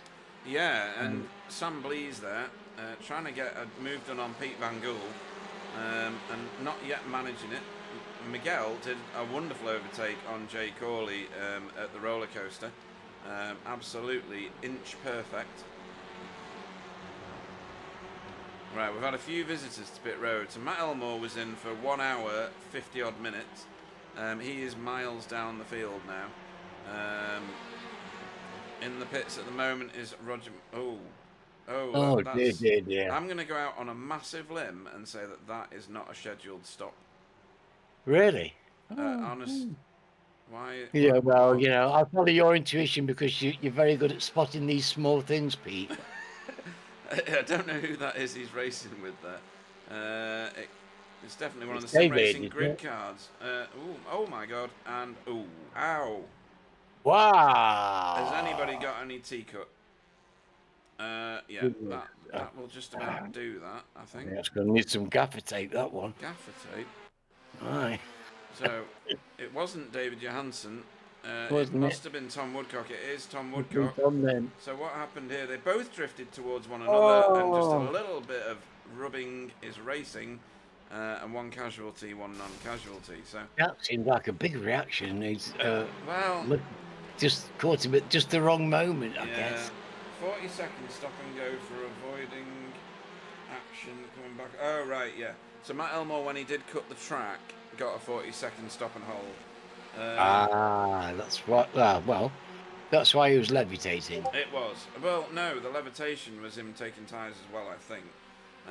Unless there's a glitch in iRacing's visuals. These cars don't normally take tyres, do they? So no, he wouldn't have his tyres turned on. That's a bit strange. Yeah. He wouldn't have his tyres turned on, so a bit odd. Yeah. I bet he was very surprised when his car launched into the air. Well, maybe, yeah. David Johansen, much later on the brakes than Carl Hardy there, and showing Carl Hardy exactly where the braking point should be. Ahead of these two is another little battle, which is Jamie Wilson trying to keep up with Stephen Walker, because Stephen Walker passed him a minute ago. We have missed a whole bunch of overtakes with other things going on, but there's been so much going on, I've forgiven myself already. Yeah, totally. And well, Stephen's chasing his brother now, so it's keeping it in the family. And how exciting to see this! And he'll be thrilled. I'm thrilled for the family.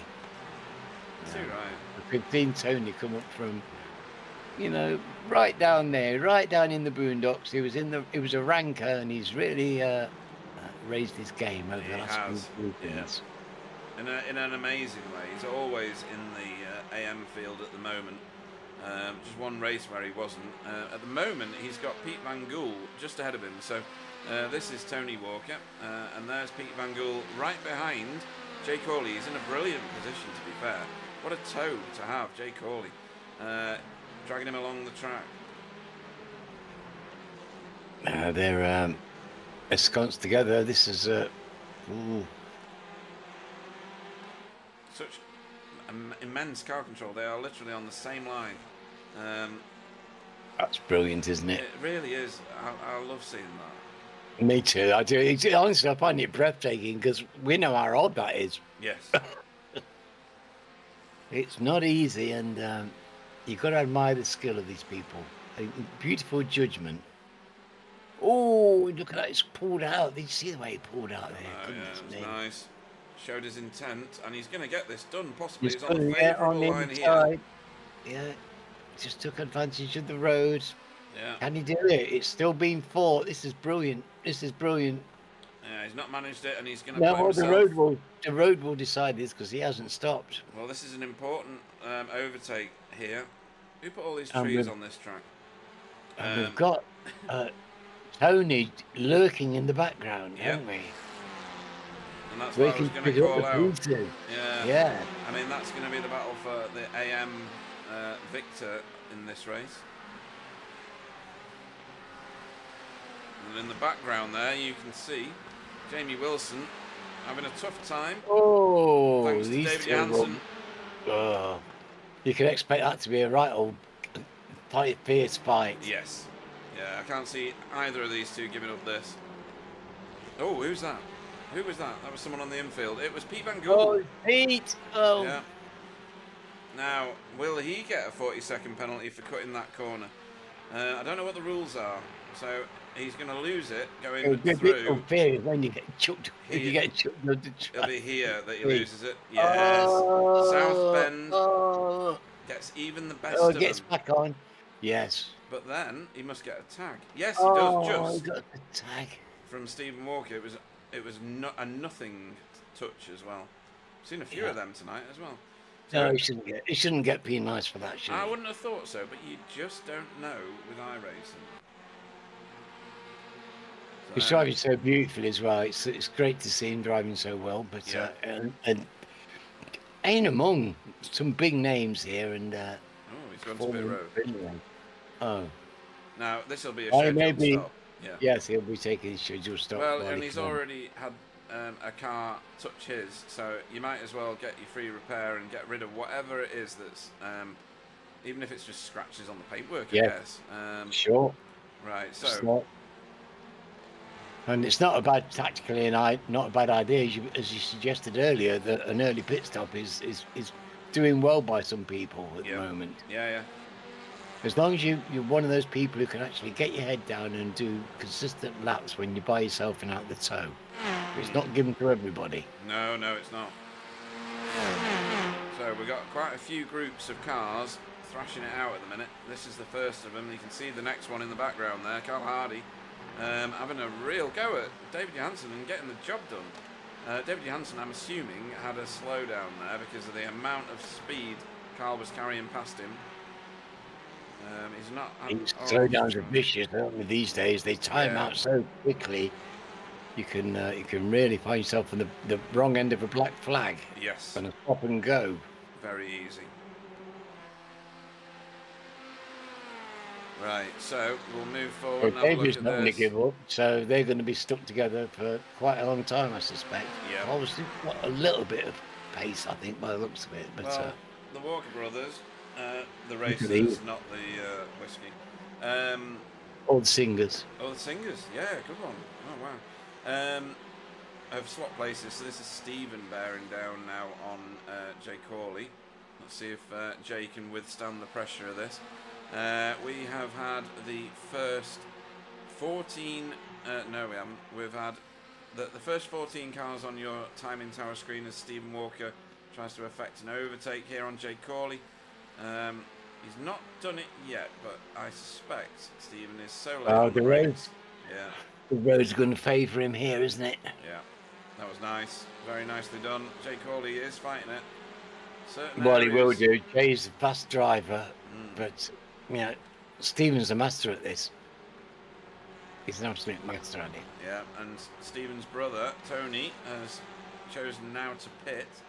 So I don't know whether we'll see Stephen come in as well and support his brother by giving him a tow around the lap.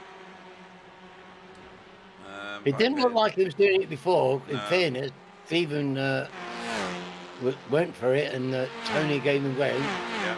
He passed the teammates, and that looked like smart thinking, really. Yeah. You don't want to go in something like. I mean, Stephen's clearly lightning quick tonight. Oh, he is. Yeah. He drove away from the first race, and he set the fastest. He set the quality lap, and he's really got a lot of pace. And since he's come back to the car, he's just been every week. He's taken a further rise up the step ladder, and I think he's found the top step now. Basically, yeah, I'd agree with that. It takes a little time, doesn't it? Doesn't matter how good you are. It's not that rust off and refine and tune all your sensors and your reactions perfectly in again. But once people like Stephen do it, very hard to beat. Yeah, extremely hard to beat, actually. as we watch David Johansson now getting back on terms with Carl Hardy here. This is one of the closest battles that we've got. There's a battle behind that's brewing with Kevin Daniels, as that is split up with David Johansson going to the pits. Kevin Daniels also visiting pit road. He wasn't hanging around, hope he didn't get caught out. That was beautiful. Yeah, he did that nicely, I think. He did, yeah, that was very well done. Right, so PVG closing in now on JB Dejoux. This is for 14. Jamie's doing a fantastic job, isn't he? Look at this, you know. We've got... He's still got 3 seconds on Spencer. Yeah. And Spencer's had the chance to chase him for the last couple of laps. That's superb by Jamie. Is, yeah. So there's Jamie Jeffrey. That's Roger Morton behind him, a lap down on him. And then we jump just a little bit back, 3.4 seconds back is Spencer. But they may be fuel saving. And Jamie Jeffrey possibly isn't. You know what they're like, and you can expect Stephen to have an eye on that as well, of course. Yeah. So this is... And Miguel as well, you know. These are all super wise, basically. Yeah, let's have nothing gets by these chaps, does it? You know, they know about fuel-saving strategies. They know about the best lines. They know what to do in the best circumstances, and they will do it, and they will race their cars and do a fantastic job. And we don't know who's going to win. No, we don't. Never. We've never known yet. No. Apart from in the last race, because Stephen had an 11-second lead. But I didn't see any fuel saving from Miguel just then. And the behaviour of Spencer's car in front would suggest that he's not either. It's not. Well, it's not that kind of a circuit, is it? You know, you really need to be booting it if you're going to be competitive around it. It doesn't seem to me like anybody's holding it back tonight, Pete. No, it really doesn't look like that at all. Miguel's not off the gas early there either. He's caught up with Spencer now. This is going to be an interesting exchange. Well, this is doesn't get any better than this Battle of the Giants. Yeah. The other giant, Sam Blees, current reigning champion, peeled off to pit road behind these two. Oh, did he? Yeah. So he's doing his scheduled stop. It's when I look at the people like these two racing, and the car behind is, like we were saying before, is literally following in the wheel tracks of the car in front. I don't know how they have such lightning reactions when they can't see the track that they're racing on, because all their screen is full of the car in front. I don't know how they do it. But a lot of it is just sheer confidence in the guy in front. Just total confidence that the guy in front knows what he's doing and won't muck up. Yes. And despite the incredible pace that they churn out. And these will be loving this. I mean, they'll probably be looking forward to this moment for all evening when they can get together on the track and duke it out. Speaking of duking it out, PVG put a lot of pressure on JB just now, but had to settle into second, position behind. If it was MX-5, I'd fancy Pete, but you just never know. The way that JB's been driving recently these days, he's been a different character entirely. Right. And it's delightful to me, I'm sure you as well, because he's such a lovely chap. Oh, yeah, absolutely. And Miguel is really heaping the pressure onto Spencer here, showing his nose in his wing mirrors. Spencer's going to bolt to the right-hand side, and he can't get any further right. Late on the brake. That's me. Yeah, round the outside for Miguel. It's not He's worked allergic yet. to brakes. He is, yeah. He's on the wrong side of the track here, but he's taking the hugely wide line just to keep the momentum in the car, and he's stayed alongside, and he's taking it down the inside here. Not quite this time, but he's working it out. You can see he's working it out. Yes. This is wonderful racing. His position of the car on the track as well. A couple of feet makes a huge difference to an entry to a corner or a section. And the way he uses the car, it's always on the best bit of track for the situation. Yep. It's always thinking ahead. He's always just ahead in his... all the great drivers do that. Yeah, true. They're one step ahead of the game. You can't be reacting. You've got to be thinking ahead. You've got to be in front of the game, anticipating.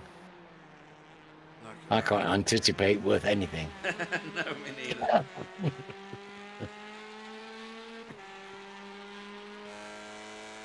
Well, you know, seeing that in your back window would scare me, but yeah. I doubt it's scary in Spencer. No, I mean, the toe is not massive, is it, looking at this, unless Miguel's not fully on the gas. I don't believe he's lifting for 1 second. I think he's saving some. I mean, he could be saving a bit of fuel, you know, if he's thinking he's been behind Spencer a couple of laps now. Yeah. And not attacking. Oh, Pete Van Gool and JB are... Oh, no, they're not. Oh, no. Who is that? Oh, that's Pete Van Gool that's off the Pete. track. Oh, dear. I was about to say they are scrapping. And this is how they did it. Oh, not the S's again. Right, okay. Oh, I've had a few scalps here. Snaky. Oh, he's lost it on his own. Oh, he's lost it on his own. That's very sad. So he got a big waggle on, a bit like Roger did earlier. And yeah, that was the end of that. Yeah, you'll that massive shame. Yes, but well, he's still there, and I hope he's enjoyed the racing because we've certainly enjoyed watching him doing it. That's for sure. He's out of the car. So yes, that's the end I imagine that would be the end of it. After 26 minutes, there was no coming back from that, I don't think. No.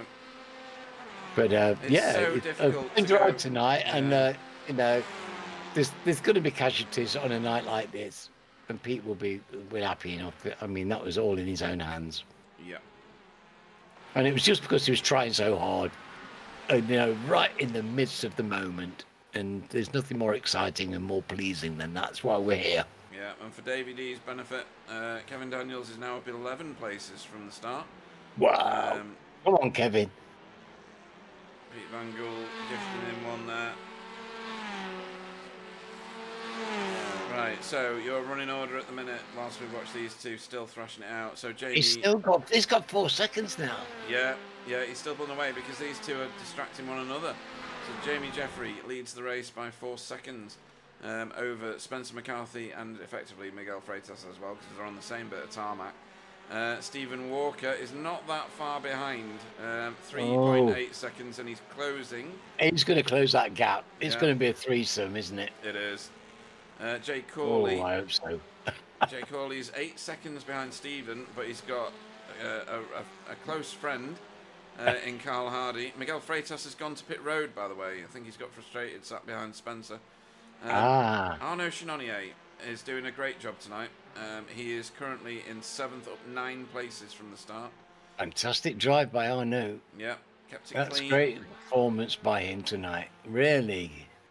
I would have thought this was a track that could cause Arnaud problems. He likes to race hard, and when you do race hard, this is a track that can catch you out. I think he's doing fantastically well. Yeah, and Sam Blees, who we're watching now, is the first car to have gone to pit road, and he's the first car on track that's done that.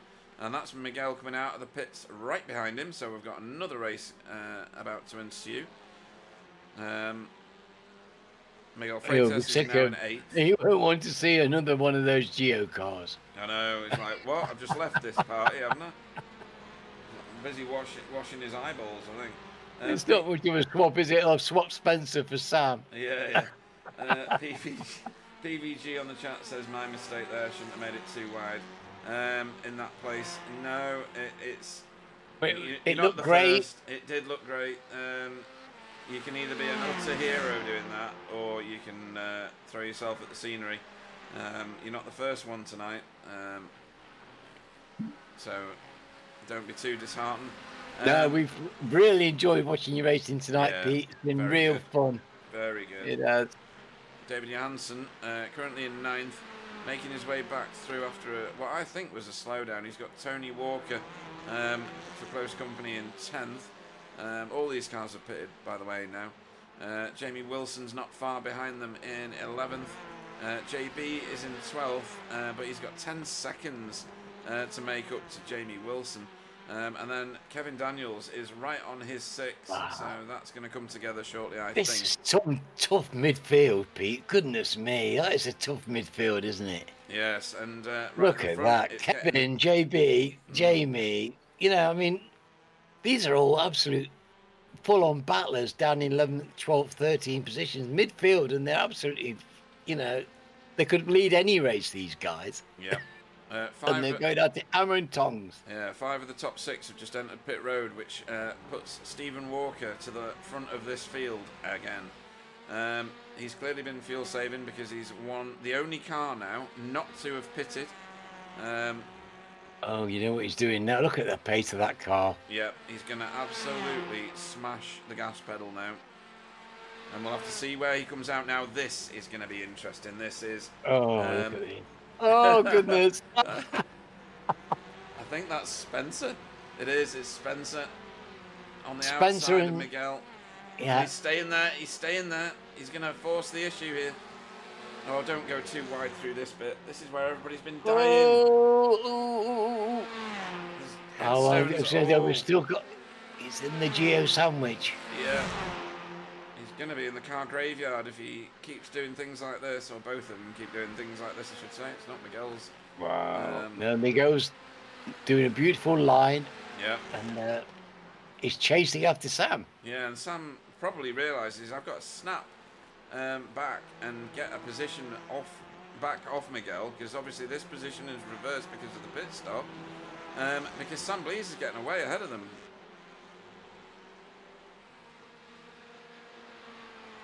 Stephen Walker making his way towards the end of this lap that he has been leading, and he can't last out any longer. He's having to go to pit road. To go to the pits. Bang juice. Jamie's got a heck of a... What's the gap like? Jamie's got 20... Ooh, yeah. Ooh. Right, it's 22 seconds back to there, but he's got a 4-second lead still. 3.7 actually. Back to Sam here. So he's kept that lead right since lap 1. This is fantastic drive by him. Half an hour. He's been in the lead of this race for half an hour, Pete. That's fantastic. Yeah. Drive. There goes Jamie. Stephen Walker getting up to speed, leaving the pits, and there goes Sam. And here comes the headache, which is 2 more super fast cars that he's going to be right in the middle of. Whoa. Bro, the pits. The pit stops game changers nearly every week. You just never quite know how it's going to pan out. And we just hope for the best. We get surprises and shocks. Yeah. Indeed we do. And we've only got 8 minutes left to race. Can you believe that? Unreal. No, frankly, they go far too quickly. I think that this could be... I'm going to curse him, aren't I? I think this could be... No, don't say it, don't say it. I'm not saying it then. I'm not saying it. Look at these 3 here. Oh, my word. Sam Blease has romped away from these 3 cars. I would really like these 3 to come and put some pressure on Sam, because I'm rooting for Jamie at the moment. Yeah. God. We do like an underdog between me and Alan, that has to be said. He's not even an underdog, is he? Because he's super not really. Yeah, but he's by himself out there, and he's led the race against some of the best drivers I know of. Yeah. And they might have been involved in having a good fight among themselves, but he still had to do lap after really brilliant lap. Right, no mistakes. Any mistake would have been a disaster. Yeah, Andy Littler there. Yeah, that was nice, wasn't it? Job, yeah. Very nice. Andy's very track aware. We've got experience now, me and him. We were both rubbish, but now we're better at being rubbish. Yeah, less worserer. That's what it is, less worserer. Right, further I think back. I need a nature break. You'll have to excuse me. Oh, yeah, go for it. So, as Sir Alan goes to test the porcelain, Carl, Jamie and Jay Corley all battling out here for 8th place. They've got 6 seconds, nearly 7 seconds to make up to Tony Walker, who's got the tractor beam out on David Johansson's car, who's done a great job of recovering to 6th place there, up 5 from the start. Where is Kevin Daniels? Kevin Daniels, for David E's benefit, is in 13th place. He's the green and black car at the back of this little tiny queue. But very hard-fought positions, all of them. Up 11 places from the start. But we're going to have to return to the very front because Miguel... Oh, my God! Was that Sam Blees wildly out of control? I think it was. He's managed to gather that up. That would have been a Code Brown moment. Hopefully he's got the brown leather seats, the brown underpants and the brown trousers on to mask all of that. With 5 minutes to go, they are... Well, Sam Blees is eating into Jamie Jeffrey's lead. It's down to 3.2 seconds. And Stephen Walker is caught up with Miguel. He is so fast around here, Stephen Walker. Absolutely super rapid.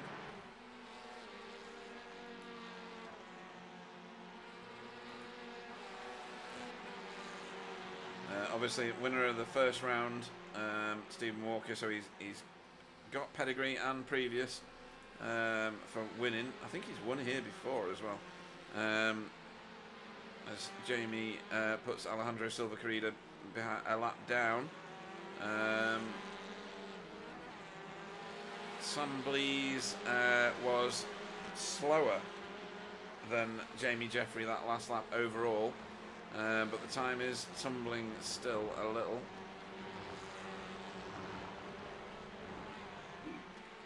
It's Miguel Freitas that we're going to have to watch because he was the fastest man on track last lap. No, he wasn't. Stephen Walker was, sorry, by 0.3 of a second. I'm back. Excellent. Oh, my word. My back teeth were floating. Whoa! Right, so Jamie Wilson. Jamie's still in front. Yes, still got 3 seconds. Good. Yeah. Jamie Wilson just trying to put a move on Carl Hardy. Not quite made it, and he's not allowed to do that. I'm sorry. Do not go too wide into the S's up the hill. No, he's not. He's staying behind him. Sam Blees went wild through here on the last lap. I think these three are going to be sensible. Probably not, but we'll see. The smoke that they're driving through at the moment, and that was Andrew off the track, so he's lost it at the top of South Bend. It's my squaddy. Oh dear. Hopefully he's rejoined safely in the background. Fingers crossed, touching wood. Yeah. Jesus Amundero has just pitted his car and left pit road. He was the last car to pit. Wow, he must have been on fumes. Yeah. 37 minutes and 40-minute race. Yeah.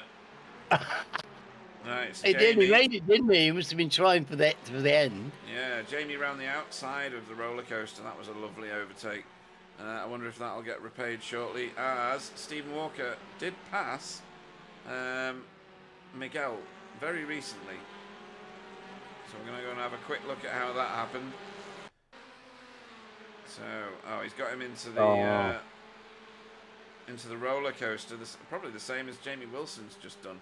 He's going to hang it round the outside of the second phase. Oh, he's got him on the in. Got him on the in on that corner. Wow, that is very impressive. It is, because unless Miguel would have just lifted the slightest bit, and Stephen, I don't think, did. There may be a tactic in this, or Miguel is short on fuel. One of those two being true.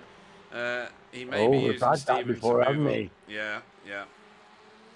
So, yes, interesting thought, Pete, actually, because we have seen Miguel going light before to try and get an advantage.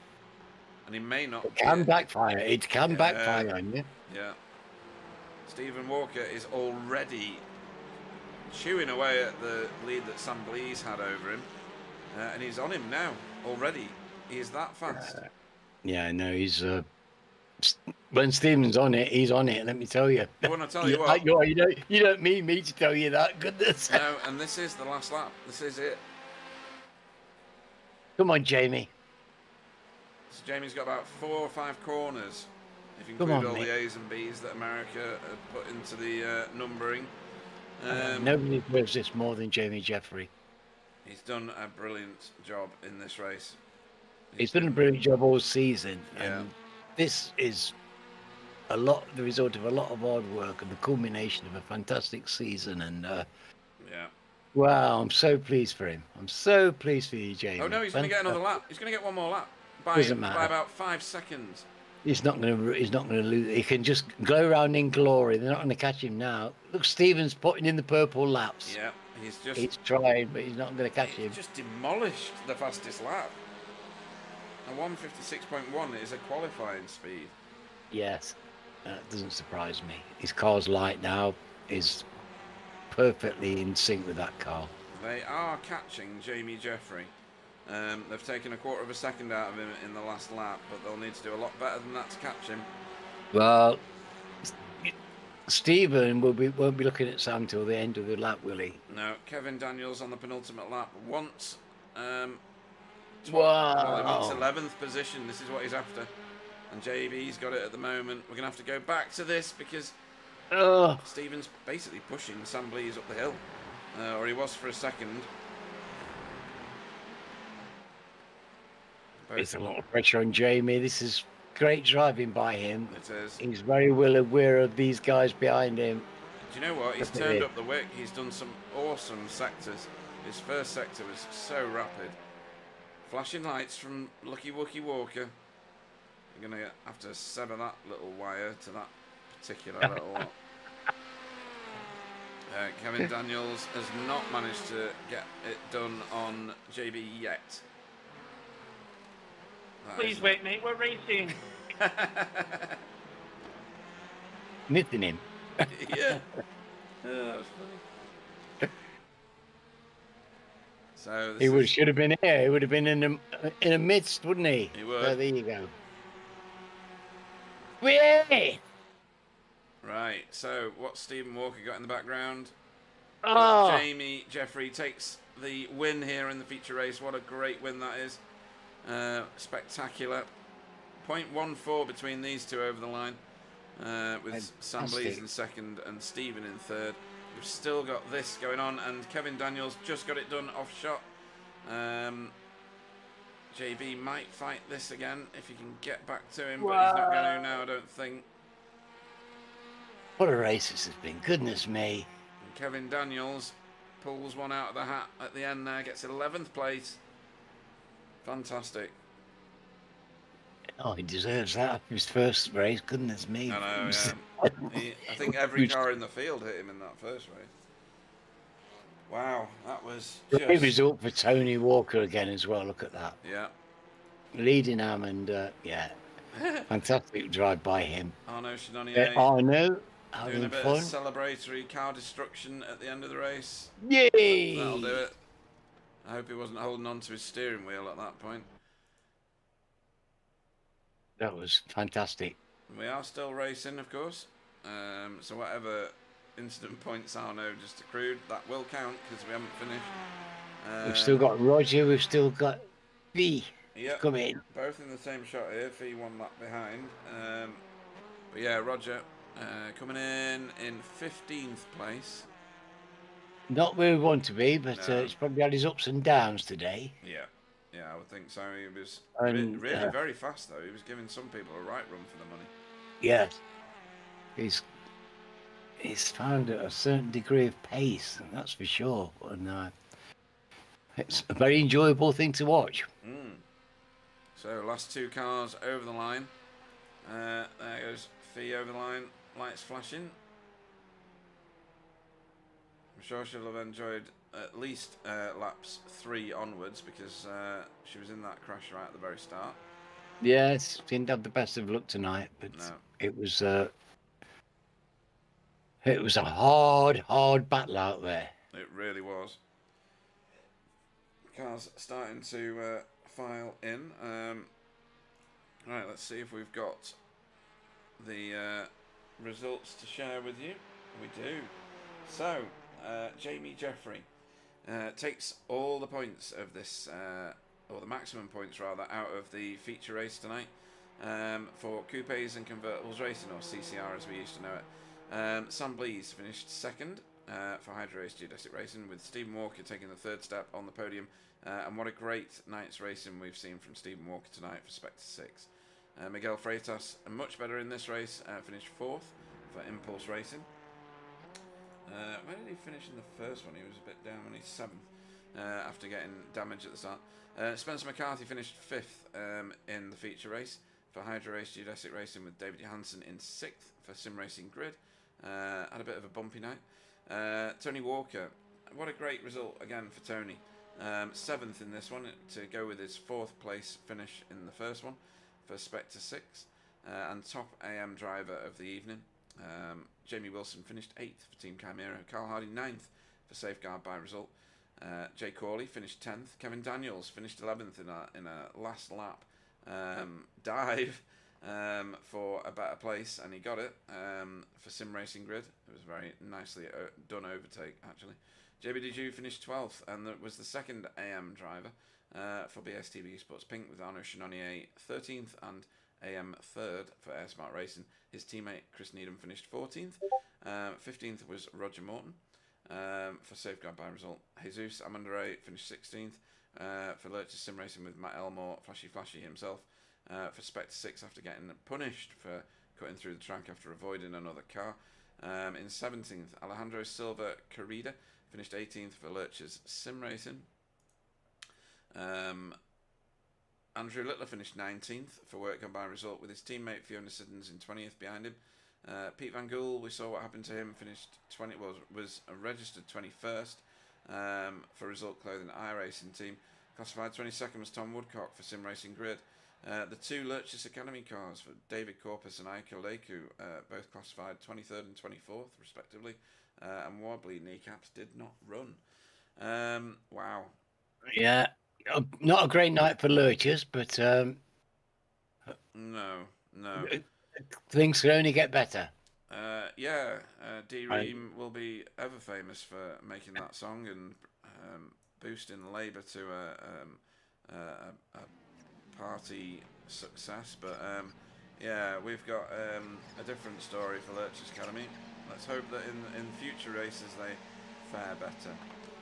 So we're going to do a bit of slow motion. Look at that pink and blue car at the front. Yeah. He started there and he finished there. Yeah, brilliant. You can't get better than that. Right, let's have a look at what I'm supposed to be pressing. It takes some doing as well, doesn't it? Yeah, it really does. Right, let's start. 40 minutes of flawless driving required. Do you know what? It was just brilliant. I mean, where did he finish in the first race? It wasn't great, was it? Because he had some trouble. 15th, yeah, he finished. 15. So he got the pole, obviously. I could have done that bit without having a look at the results of the first race. And yeah, he's absolutely recovered the situation for tonight for himself. I think the performance from Spectre 6 was excellent in the first race, and getting a 3rd place and a 7th place for Spectre 6 with the Walker brothers in race 2. That's a really good set of points to take away. Obviously, Flashy didn't have a great time with a penalty. No, it was unfortunate, but great racing by the Walker brothers tonight, I can tell you. And and Matt was unlucky, so we don't like to see people not finishing races. No. And there was a bit of bad luck out there, but on a track like this, where everybody wants to race and compete hard, it's exciting but dangerous. It is. Right, so our first interviewee will be our feature race winner, Jamie Jeffrey. Good evening. Yay! Oh, fellas. Yeah, Congratulations, Jamie. Yeah. Thank you. Oh, thrilled for you, mate. Absolutely thrilled for you. Funny enough, I'm quite relaxed right now. I turned all my head-up display off, all the black boxes, and just drove. That's all I did. Ah, okay. Yeah. So do that again in the future. First race was considerably more bumpy than I think you'd expect it to be or hoped it would be. You had to get into the back of somebody because you had no choice, and lost the front of your car, the front fairing.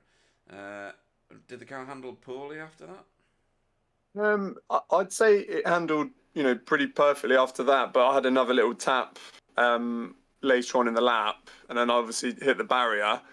and then the steering wheel was well out of line. But I managed to nab P15 for the reverse grid, luckily. Yeah. And once you had done, you stayed exactly there. There was no moving you, but everybody behind you was having various either heated battles or complete nightmares. And you must have loved seeing it all happening behind you. Absolutely. I thought the first lap with Spencer right behind me, I thought, oh, this is going to be a long race. Luckily, I broke the toe and managed to keep a good gap. And you did that in absolute style. When you get it switched on and you get to the front or in with that top group, there is very little to stop you. Your real life racing experience kicks in, and like you said when you joined the interview, you appear very calm. Your car appears very calm and controlled and planted. Is that just the position you prefer to be in? Well, absolutely. I think I always seem to perform a bit better when I'm not pushing too hard. I think consistency is probably the main strength of mine. Well, when I am consistent, that is. But I think when you start making mistakes, which I'm sort of in that realm where I can still make mistakes, that's where I lose all my time. So all that sort of gain I make pushing is destroyed. So I thought, I've got the gap, I'm just going to keep it nice and smooth, turn off all the displays and just drive. And it was quite an enjoyable race. Yeah, perfect, absolutely perfect. It was flawless driving, and it had to be. You had to do lap after lap. You led that race from the start. 40 minutes of because one mistake and they would have gobbled you up, and we just enjoyed you keeping that gap for lap after lap with flawless lapping, and it was a beautiful thing to see. Thank you very much. Thank you, Alan. Virginia is such a wonderful track, isn't it? And it must have stepped up a few places in your list of favourite places to be after your victory here in the feature race. How familiar were you with the track before you got in the seat tonight? I think we've done it a couple of times in the last few seasons, and I've always enjoyed it. I think the first time I did it, it was a real challenge. The second time I did it, I think I got the first podium in this league, which was a great achievement. And then this time I've obviously stepped up one notch, so I'm chuffed to bits. Yeah, and you should be, because the competition that you've just eclipsed in that second race, I think if you added up all their I ratings, it must look like some NASA experiment number or something. I don't know. Eye-watering. Yeah. Eye-watering. Yes. 30,000 I rating or something ridiculous. You should be very proud of that. Anybody you want to shout out to or thank as part of your victory statement? Just like to thank all the team that tune in to watch. Thank you, Gran, for tuning in. Mum and Dad and Shane. I'm not sure if it puts pressure on me or if it helps or not, but I'd just like to thank them anyway. Yeah, look where you finished. You want them watching every week. But we've been thoroughly entertained by your racing tonight. What a calm, controlled, and professional finish to the second race. A bit of trouble in the first race, which you shouldered pretty well, and was unavoidable. But great racing tonight, yes again. And great to see you at the top of the standings again, Jamie Jeffrey. Thank you, fellas. Cheers. Fantastic, Jamie. Right. I'm so thrilled for him. Yeah. Such evident delight, and he's earned this over weeks and weeks of just improvement and sticking in and performing. Yeah. Fantastic. Really I'm thrilled to have seen that. I'm really thrilled to have seen that. It's great to be part of all these things, isn't it? It's really quite rewarding to be broadcasting races with such great guys. And moving on to the second of tonight's great guys and race one victor, Stephen Walker. Good evening. Hola, amigo. You're probably the most successful of all the racers tonight, points wise, I would think. a first in the first race and a third in the second race. What have you been feeding your teammates? Because Spectre 6 got first, second, and fourth in race 1, and first and where is he? Third and seventh for your brother, and P nowhere for Matt. After being punished by the iRacing gods. Yeah, it was unlucky for him in that second race. He was just trying to avoid someone coming back on the track because it's just a bit scary in that, and this car was already sideways. So I think as soon as he turned to avoid, it just had a 90-degree angle across the track, and there's nothing he can do at that point, unfortunately. Well, he started going wild about 16 corners before that. It was people just the rear people's car just decided to fly sideways at points in that second race. So, to answer the question, I think I just gave him a good old bowl of Wookiee's Lucky Charms. Because that first race, something happened into the first corner. I forgot to go and have a look at it. You mean on the first race or the second? On the first race, yeah. So there's a few positions.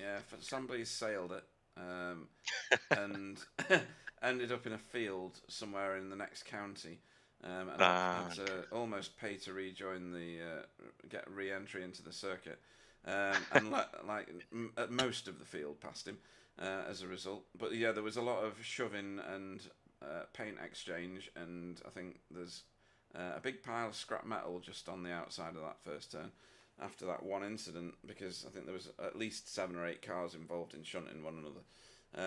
It gave you a good boost, didn't it? And you romped away towards the second half of that race.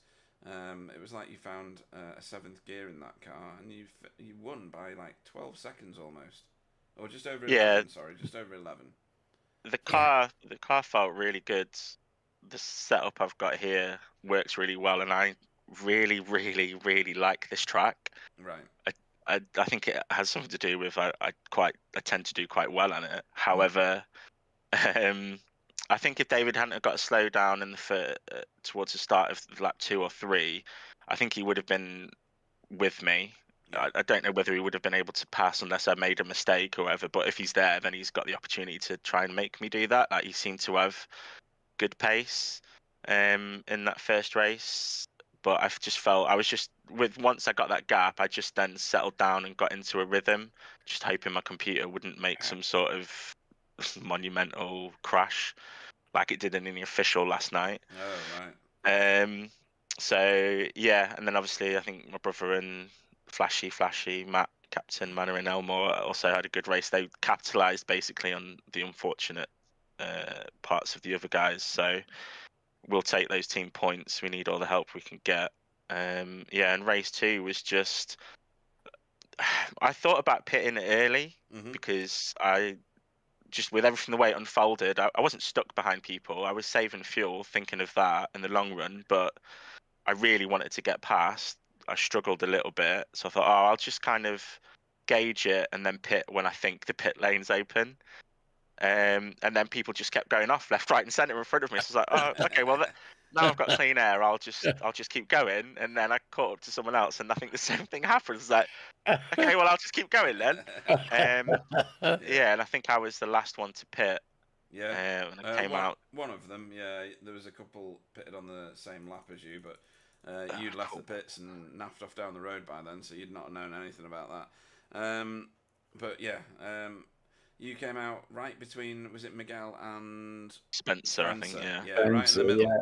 And I said at the time, he's not going to like this. He's going to come out in the busiest bit of track. But you just seem to... I mean, I got pre-warned that you were pretty much unstoppable tonight. I wouldn't go that far, but... Well, that was almost the words used, so your reputation at this track preceded you. Do you think that'll carry forward to Suzuka? Because... there's a lot of similar features, right? Okay, so if I really love this track, Suzuka is the absolute opposite. I absolutely despise Suzuka. But the features of this track I've just hated it for as long as I've ever known about it. Wow, okay. Watching racing, doesn't matter what game I'm playing, I despise it. And I'm not very good there, so we'll see how it goes. We'll see. I would expect the exact opposite of how I was at this race next week if it's Suzuka next week. Okay. I shall try and remember that, Stephen. That's interesting. That's interesting. You were fantastic tonight. Yes. It was a joy to watch you and doing your thing and beautiful skill and beautiful charm on the circuit. Fantastic. Loved it. Thank you very much. And your brother, a word for Tony, because he's been giving us so much joy this season. He really has. He's in the top 10. He's there, you know, with his little AM, and he's right in among the pros week after week. It's fantastic. But the family's doing fantastic. Yeah, I told him he'd get better and better and better, and he is doing just like I told him he would about 3, 4, 5 seasons ago whenever he joined, when he was getting annoyed at himself. So I was like, you're only going to make progress. Like, I know what I'm doing sort of when it comes to setting up the car, and obviously I do him give him all a little video of my fastest lap in practice just to help him out, and tends to find a bit more time after that. It's just like we used to in the old Forza days, but you know, he's the one that puts it down on the track when it really matters, so it's all on him really. I'm super proud of him. Yes, absolutely, you should be. I think obviously he's been driving outstandingly. Yeah, he's got your input, he's got your support, but he's, like you say, he's having to do that all of his own back. Yeah, like I can only do so much. It's, you know, we all still have like bad races every now and then, just when things don't go your way or there's a little error. Like he did struggle one time, I think, a couple of times into the oak tree corner. Yeah, oak tree. Yeah. But that's one of the most difficult corners on this track, but it's one of my favourites. It's arguably one of the trickier ones on any circuit ever, because you can't go light and it feels like you're off camber. It's the way you break these cars into it, and you just kind of not drift it, but slide. Honestly, I think that's why I enjoy it. I love it. But yeah, even Cap had a really good race in the first race. Sorry, he just got, like I say, really unlucky in the second one. So overall, it was really good for us. Yeah, it's good for everyone, really. It was just a really fun night. I'm actually happy with how I drove, which is rare. Are you saying that you're not gonna claim that you were lucky? It'll be the first race ever that you've done it, if that's what happens. But yeah, do you know what? No, I think I kind of. I don't know. Come on. I did kind of get lucky when people kept crashing in front of me in the second race. Otherwise, I would have had to pass them, and that would have cost me more time. Like everyone, like Jamie had really good pace, so he was out in front. And obviously, none of us could get past. We took us ages to get, well, not ages, but it took us a while to get past people to try and catch up to him. But so, you know, he well deserves that win. I don't know if that is his first one or. Yes, that was his first on the top step. He's had a second place before. Yeah, no, he drove like. Again, he's got to drive it without making mistakes or costing himself time. He's done really well there. He's in that. So big shout out to him and you guys for putting on the show. Yeah, thank you very much. We had a great night tonight. It's been fantastic. I'm thrilled for Jamie. I'm thrilled for you. It's just been glorious, really. Yeah, so we'll look forward to a miserable Lucky Wookie Walker at Suzuka, cursing the track and cursing the tarmac that was laid down for it. Yeah, you might as well. But we're going to look forward to seeing whatever you can do at that track, and your brother, and that idiot with his flashy button. Next week. Anybody you want to shout out to before we let you go? Yeah, again, just you guys for putting on the show. I think it's 25 people. It's still a big grid. Lots of racing up and down, type fun racing. Tracks this season some of them have been okay, but some of them I despise. And Miguel, Spencer, Sam, Jamie again, my brother, just everyone basically. I didn't really hear much mumbling, and if it was just normal racing. Particularly the first lap in this track, it can be sketchy, no matter who you are, no matter what your I rating is. Yep. Beautiful description. That's exactly right. Yep. Sketch is perfect. Right on the money. Well, it's been highly entertaining, and we will look forward to seeing you next week. Lucky Wookie Stephen Walker. Cheers, guys. Thank you. Good night. I cut him off right before he was going to say something then. It's probably for the best. Right, who am I getting in next? We should. We've got a lot of people. Look at all these people. You're very popular, people. I know. Right, it's got to be, There's more people there than I've got life expectancy. Really? Wow. Yeah. It was lovely knowing you. So next into the booth is probably the second highest point scoring driver for the evening, and he didn't have it all his own way. Sam Blease, good evening. Good evening, guys. Yeah, Good evening, so Sam. double podium, just possibly not the podium positions you want. Second and third, you're still going to be very happy with the points, though, right? And with the racing this evening. You made it very difficult for yourself in the second race, but tell us about your first race. Yeah, so I had a bit of a run-in with Wobbly on turn one. And I think I ended up 11th or 12th or something. Yeah, and in another county, yeah. It's only off a little bit, but yeah, I did lose a lot of time. So yeah, I think I was 11th or 12th or something coming into turn 2 on lap 1. Yeah. And then it was just about keeping, moving forward, making up places. The car felt good. I had good pace. I didn't have any damage. And a few people had some incidents in front of me, which helped. So yeah, like Moses. Yeah, it was a little bit in places, yeah. But worked my way back up, finished third. Decent result given the start that happened. So yeah, it wasn't too bad. It was good fun racing and hard work, but enjoyable. Yeah, and you managed in doing that, you managed to avoid the 16-car shunt that happened just after turn 1. I don't know personally what was going on, but you were not part of it.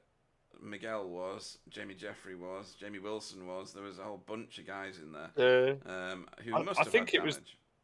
I think it was the aftershocks of me and Wobbly coming together. So basically, I thought Wobbly was tucking in behind Stephen to go around the inside line, and I was going to just hang it around the outside when I turned in. So I was I left enough room for 1.5 cars. Yeah. And then I didn't realise Wobbly was also trying to go around the outside of work. Right. So we were actually 3-way. So I ended up on the outside, and then Wobbly got into Stephen, and then they were slow coming off the corner. So I think sort of it looked like Spencer and Miguel and Jamie sort of ran over them a little bit, and then everyone got together.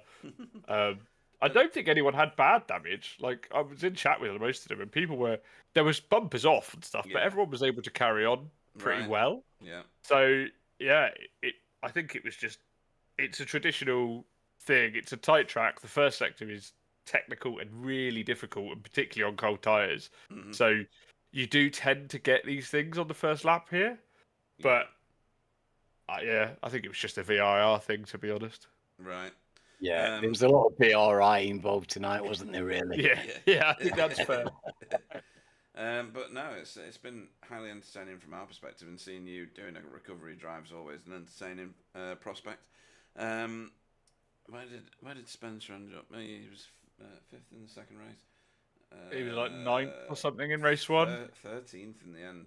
Oh, even worse. Yeah. Yeah, he got in a bit of trouble throughout that race. Yeah.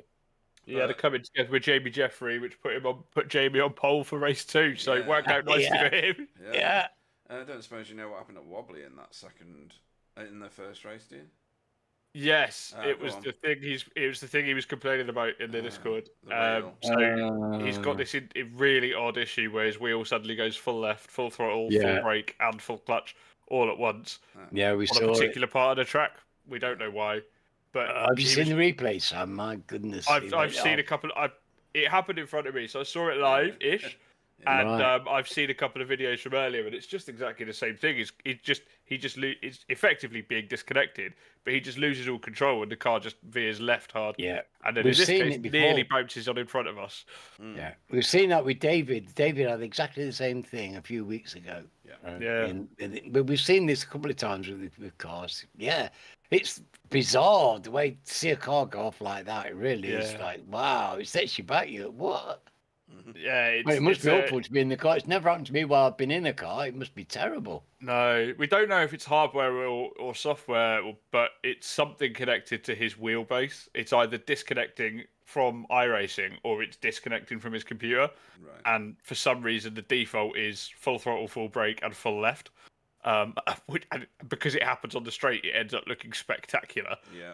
Because it's just that. But yeah, he didn't want to risk race 2 because you know, you don't know where you're going to be when that happens and who's going to be around and stuff. So it just wasn't worth it because it seems to be limited to this track. He was fine on other tracks, so yeah, he's just take it easy. Yeah, that's fair enough. It's very not worth the risk. responsible, isn't it? Responsible. Yeah, it's a shame to lose him, but I never thought I'd say that about Wobbly. But it's a night of firsts. It is. It's a nicer first, but yeah, no, it was the right call because if that happened, you know, at the start, it's going to cause, it's going to wipe out half the field, isn't it? Yeah, sure. Too right. So Stephen has admitted that he doesn't like the next destination. Suzuka, does that fit your top 10, 20, 30? Not at all. Top 10, I like it. I'm not. I need a lot of time there. I need a lot of prep, but I enjoy the track. So yeah, looking forward to it.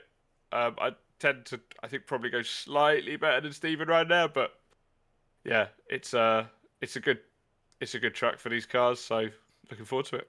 Right, great stuff. Oh. But yeah, highly entertaining from our perspective. We're both knackered.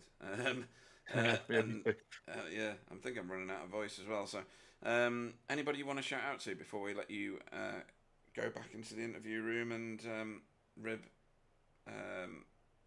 Flashy for cutting the track so heavily in the second race?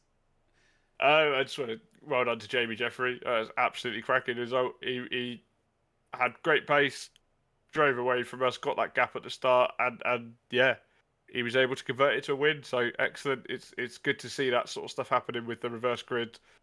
So yeah, that's good. Well done to him. And work for seemingly having a rocket in the back of his car No, what the hell? and going So a full fast. 0.6 quicker than everybody else could manage. Yeah, alien. It's just insane. That 56.1 is unbelievable. So yeah, I mean, well done to everybody who came out racing. It was good racing as ever. It's a really tough track for these, really difficult to pass, but it's good fun. So it's good to have a nice full grid, and see you all next week.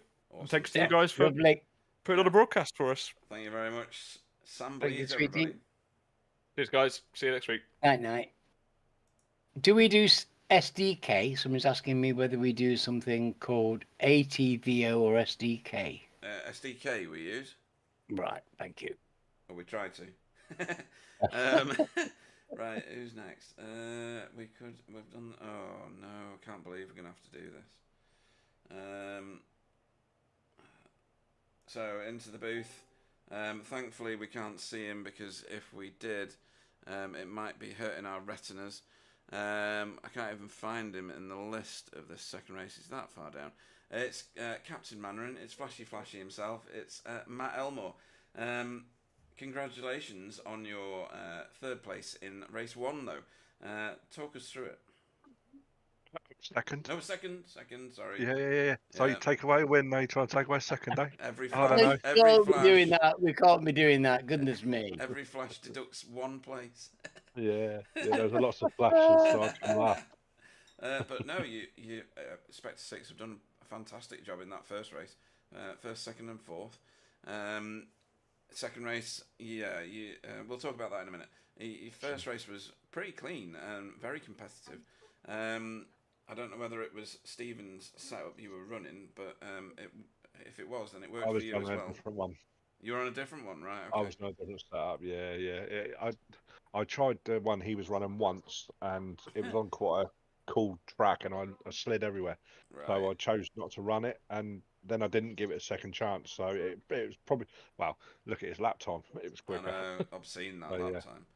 Yeah. I mean, he did finish 11 seconds ahead of you, but you were in the thick of it and he wasn't. So there was a bit of door banging and a lot of rubbing in that first race. I had rear end damage. How did you? Yeah, on turn 1, I got a hell of a whack up the rear trying to avoid Wobbly and Sam. So and our racer was telling me I had a rear end damage, and right. I don't know if it's psychological, but I feel like I was like 1 or 2 mile an hour down. Yeah, well, going down the straights. Once you're told it, then it breeds that doubt in your head, doesn't it? Whether it's there or not, you just behave differently.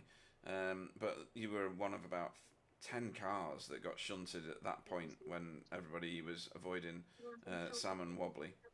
Yeah, when there's a car slide and it's inevitable, there's going to be a bump, and thankfully it wasn't one of those ones where loads of cars just get absolutely annihilated. It was was just a concertina effect, wasn't it? Yeah, yeah. And in the second race, right towards the start, you started to lose the car on the S's going up the hill, and then finally spat yourself out stage right and cut across the track. And I was saying at the time to Alan, I'm pretty sure you get some sort of punishment for that, but I wasn't sure what it was. And then you visited pit road for quite a long time. Well, I don't know if you noticed, but my iRacing crashed, and I was trying to reload, and I got back in with 0 seconds, and it only just let me grid up, so I nearly missed the start. Oh, goodness. Oh, right, I didn't notice that at all. No. So I had, I didn't get a chance to do my brake bias. I didn't get a chance to take tyres off or anything like that. We saw you in the air. Yeah, Matt. We did. Yeah. So I was coming up the track, and obviously David and I can't remember who else it was, but it might have been. Was it Pete?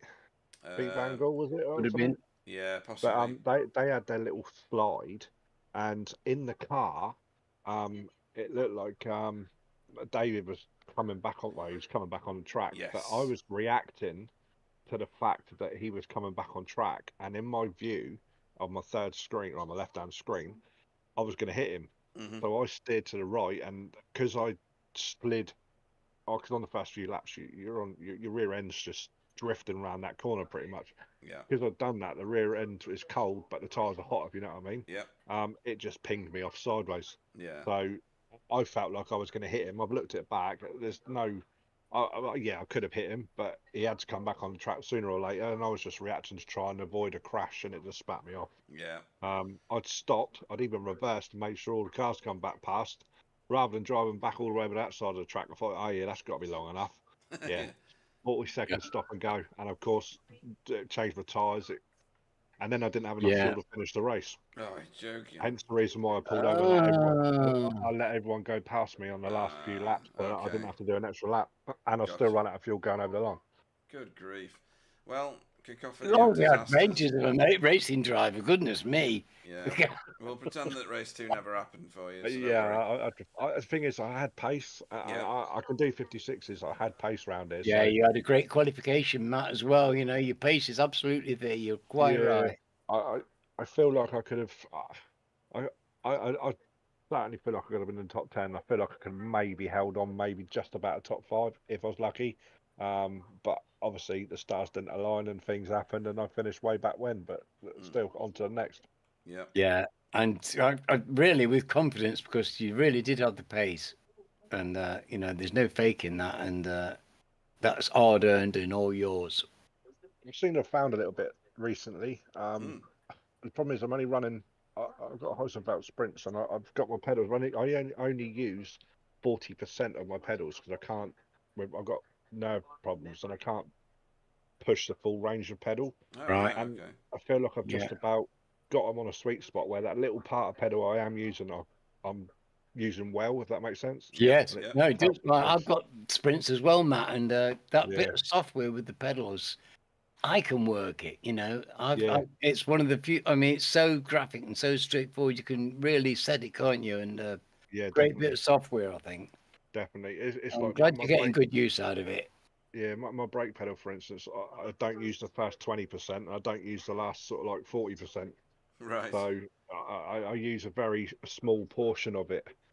So I can't push it. So I've had to adjust and get the grips of that. Sometimes I outbrake myself and take people out in practice, but thankfully I haven't done a race yet. I'm saying yet. Well, whatever you're doing, it's working for you because you are getting fast, and we like it when you go fast. Why is that then? Why is that then? Because you're concentrating so much on the track, you've forgotten to press the flashy button. So I reached for the flashy button earlier on and crashed nearly. I went off the track. I was just winding Carl up, and he said something to me. We saw that. I just said, sorry, Matt, I was just pushing the flash button. I've lost the concentration and got off the track. Oh dear. Well, yeah. So we'll pretend like race 1 was the only one tonight. Anybody you want to thank and shout out to for your second place in race 1? Well, shout out to Spectre 6, really. I mean, look at T. Wow. Yeah. I think there's a promotion on the cars next season. Absolutely flying. And obviously Wook.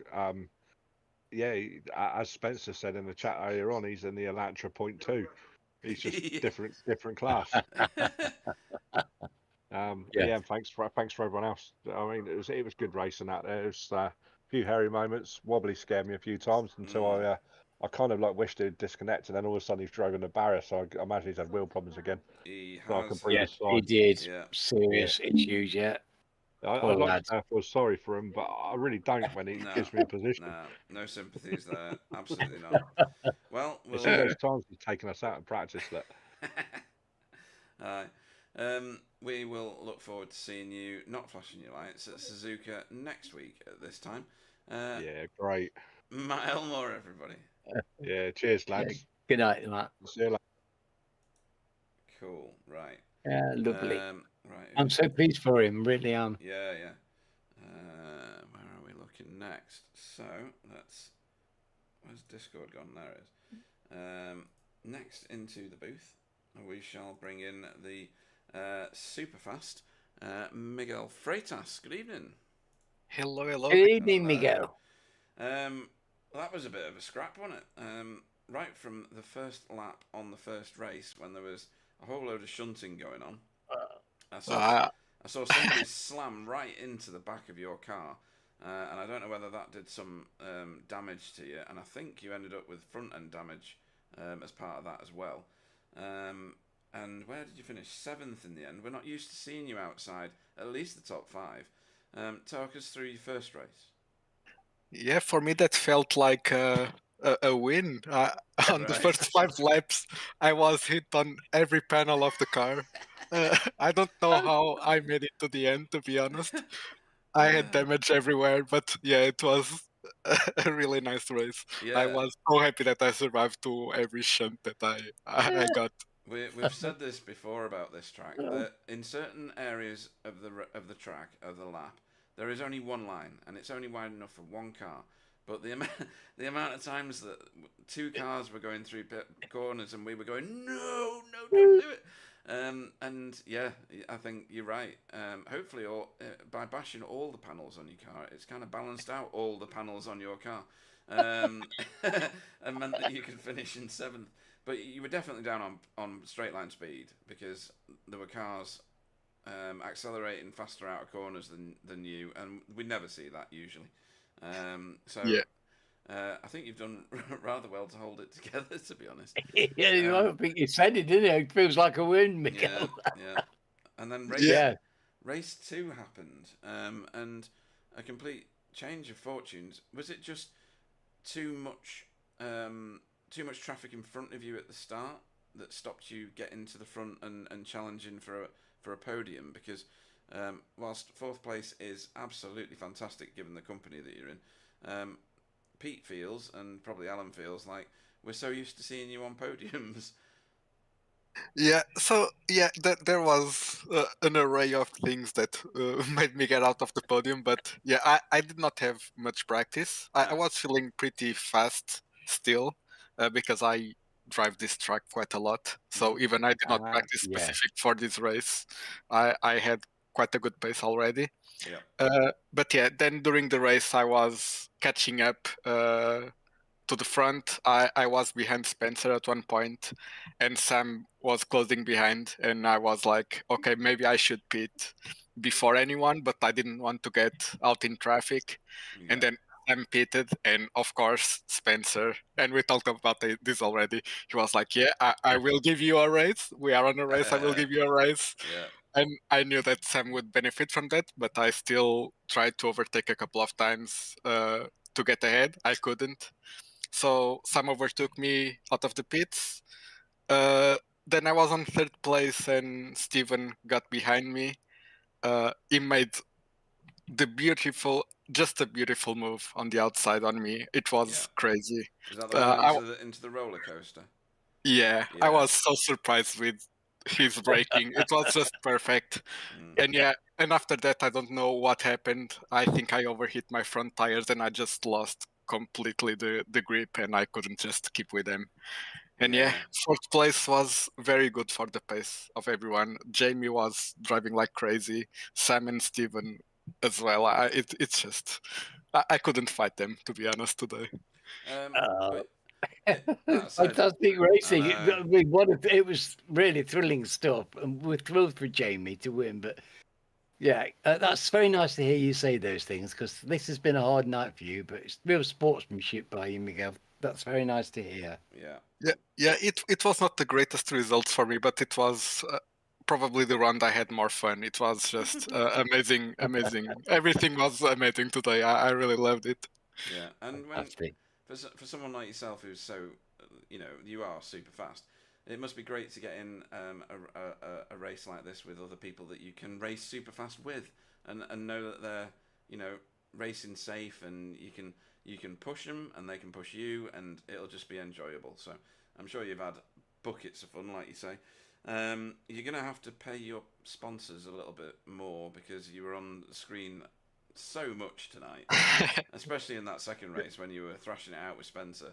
Some of those overtakes and near overtakes were fantastic to watch. It was just stunning, and obviously it takes the two of you to do that. So, but we go to Suzuka next, which I said to Stephen Walker, it's not too dissimilar to this track, because it does have some similar features, and he says he hates that track. What's your thoughts on Suzuka? I love it. Yeah, I think it's a fantastic track. It's one of my most successful ones, believe it or not. When I used to race GTE. Oh, is it? Yeah. And there was a period in history where everybody used to drag their right-hand tyres into the grass before they turned left into, is it 180, 130? 135. 135, yeah. So yeah, there's all sorts of features on that track that I love. Yeah, me too. I like it as well. Yeah. I've seen Gran Turismo days. I've loved that track. Yeah, good call. Anybody you want to shout out to, Miguel, before we let you go and start your practice for that? Yes, shout out to I think everyone I met on track today. It was just again, it was amazing. To you guys, I'm sure the broadcast was amazing as well. Yeah, and fantastic. And that's it. And I want to not shout out Fanatec and their software releases, because I couldn't practice this week because I had no pedals, because it was always crashing the software. I just managed to fix it for today. So it was crazy. That's exactly what happened to Wobbly, Yeah, I read the chat after the race. Right. I don't know what is happening, but I read on forums that a lot of people are facing the same problems, at least the one I had. So it was not what was a very stressful week leading up to this race. Yeah, I'm sure it was. Big boo to Fanatec then. Let's hope they sort their stuff out before we go racing again next week. And on that note, fantastic entertainment yet again, Miguel. And we look forward to seeing you next week racing with us. Miguel Freitas, everybody. See ya. Yeah, grand. Thank you. Cool. Right, next up. Somewhere in here, if I click the right buttons, will be Jamie Wilson. Good evening. Hello. Hi, Jamie. So, cool, blimey, where do I start with this? So, race 1, you were in the Ping Pong Palace, where everybody hit everybody else on turn 1 into 2. Yeah. The front of your car was fully caved in, more than visibly on the broadcast. Oh, was it? I didn't realise. Yeah. I assumed it was. Couldn't see it myself. Obviously, I ain't got that long a neck. You sure? Where did you actually finish? It wasn't. Oh, it was good. It was good. 6th. Yeah. Yeah, it was up there. Yeah, good. Definitely. But yeah, you were in the deep thick of it with so many other cars. That was unbelievable. You were scrapping with David Johansson at one point. You were scrapping. You had. Oh God, I've forgotten. Yeah, just everyone. And especially Tony Walker. That's it. Yeah. So talk us through race 1 first. Well, yeah. I mean, it started. Do you remember the Michael Winner eShore advert? Yeah. Calm down, shocking. dear. Yeah, that was. That was basically that accident. Was basically what I went through there. Thankfully, no substantial harm done at that point.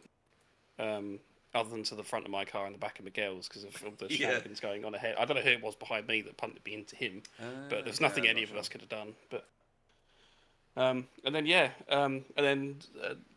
it was kind of just a blur, most of it, to be honest. The bit that I regret in all of that is being absolutely blind at one point because I was side by side with Tony through the S's at the start of the lap after NASCAR turn, that section.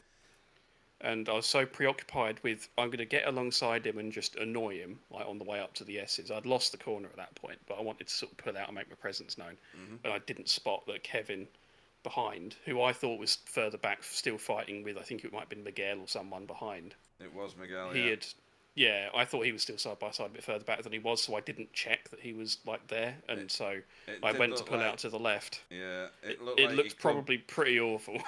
It looked like you clubbed him to death like a baby harp seal. But... Yes, I did. Yes, yeah. It's because I didn't see him. If I knew he was there, obviously I wouldn't have done that. So I've already apologised to him in between races in the chat. But yeah, apologies again to Kevin and to everyone. I think Tom, because I was going up to the S's. I think it was Sam. I think it was alongside me maybe at that point as well. Wasn't paying attention to that at all. Because I was looking in my mirror thinking, how on earth can I redress that? And then I just saw like a nuke going off in the mirror, and I thought, oh, bugger! I can't really do anything about that. Yeah, you'd have to literally buy him a brand new SIM card. Yeah. There was nothing. Yeah, and I think Tom. No, Tom got caught up in it. I think a few others had to delay themselves. So yeah, apologies to everyone that got involved in that. That was literally just a poor judgment on my part, just not looking when I should have done. Well, apologise. Let's say. Yeah. You weren't the only one who was having problems out there tonight. No. Well, I also got lucky in that race, as you say. There's some other people having their own dramas. So. Welcome back, Stephen Walker, everybody. Who is lucky, regardless of how well he does. Oh, I'm less grumpy than him. Are you sure? Anyway, race 2 happened, and much more fair weather, I would say. Even though you must have enjoyed it because it was a proper race that you ended up with. You had on the screen there, you got JB behind you, but I think you left him for better weather. Yeah, you did, because you finished 8th in the second race, up 2 positions from your start. Yeah, it was a very entertaining race. We have this at Virginia all the time. There's, as I said to somebody else, there's one line through a lot of these sequences of turns, but you all seem to insist on going too wide through them. There's that. There's also 2 lines through some of them. One line for your front wheels and one line for your rear wheels. So. Yeah, sliding sideways through them all. Yeah. You have to set the car up here to be on the oversteery side, and how much you do that depends on how long you can tolerate your knuckles being that white for. So I had also, and I wasn't the only one. JB had an issue going into NASCAR turn when I was alongside him. Yeah, huge oversteer moment, and that sort of led to a big sort of cluster proverbial of a lot of things. Right. Not any blame on him for that. It's because I had exactly the same thing about 5 times later on. That's how Carl got past me on at least, I think, 2 occasions from memory. Mm-hmm. And it's very difficult to tolerate Carl being in front of you. Yes, I can imagine. Yes. So I couldn't let that stand. So I had to do something about that. Yeah, that was good fun. I was just in the thick of it from all sides, really. Sam was asking me earlier, just before he left, was my move on in this race? And I was like, I don't even remember it, so it must have been fine. There's just so many people I had a race with in both races. Yeah. It was just a bit mad. But that's the nature of the track. You set the car up to be a shopping trolley in a hurricane, and so is everyone else's, and that's the challenge. Yeah. Then go shopping. Indeed, yeah. Supermarket sweep. What was his name? I can't remember the host. Dale Winton. Dale Winton. How do you remember these Goodness things? Me. I'm a child of the 90s. I remember Supermarket Sweep. Yeah, I wasn't a child of the 90s. Check it out. Why do I remember that? I don't know. No. I was a teenager in the 90s, and therefore, as default, I don't remember any of it. I was a teenager in the 60s, and you're making me feel very old. I'm going to go and have a wee. I thought you were going to say 1890s, Alan. As Alan goes to test the porcelain again. But Yeah, fantastic racing again. We go to Suzuka next. I love it. I don't know whether you do. Yeah, that's got a very VIR-esque turn for turn 1, hasn't it? Yeah, I've said this to several people tonight, and they have not agreed with me wholeheartedly, as you just did. So, thank you. Yeah, which layout is it? Or hang on, let me ask that correctly. Which layout is it supposed to be? Given that you're setting the session up. Thank you. I've only done that once in the last year, but yes, it is the full one, I think, isn't it? Grand Prix. Okay. Grand Prix. I did that. I did that in the league I organised over 10 years ago, and I still get crap for it now. So. Oh well, I've got a few more years to endure then. So yeah, it's the Grand Prix layout. It's the big one basically. Yeah. So I think that's going to be a good pair of races. A very long lap though, isn't it? So and very long pit lane. So I don't know whether there's a fuel save going on there. Yeah, that is possible. I feel like we've done that relatively recently, for some reason. Maybe we have. Maybe that was something else. But we did V8s a couple of seasons ago. Maybe that's what I'm thinking of. Yeah. There's two particular challenges there. It's three. The first corner, the 130R exit curb is going to catch people out. Oh, is it? Why is it a sausage now? No, because the right-hand edge of it is a sawtooth curb, like most curbs, but the edge of it is like mega harsh. Oh. It's like a razor blade, basically. So, if you straddle it in a certain way, it lifts the car up. Oh dear. And that's not unrealistic. There's a big crash there in real life recently that exhibited the same behaviour. So, Alan's back. And then the chicane at the end of the lap as well. Yes. So that's a fun chicane in these cars because you really Casino, is it? smash Casino triangle or something. Casio triangle. That's it. Yeah. So yeah, that's going to be a very tasty prospect for this time next week. Anybody you want to shout out to before we let you go? Yeah, shout out to Jamie Jeffrey for putting a Jamie in the winners circle. Yeah. Yeah. I can osmose some credit for that, I suppose. Jay can get half credit for that, I suppose. Yeah. No, thanks to you guys for putting it on, and thanks for Kevin for being understanding after the incident as well. He said, I realised that you didn't see me, so. That's nice, isn't it? So we like to see people. It's very nice, good vibes. Everybody's apologising to people. There's such good relationships in the Discord and everything. It's great, I think. Yeah, well, we've got to put up with each other next week. That's part of it. Well, yeah, exactly. Totally but it's nice. It's a very nice thing. Yeah. We see a lot of it in this league. This kind of inter-driver communication on a good level. A lot of understanding and caring. We like it.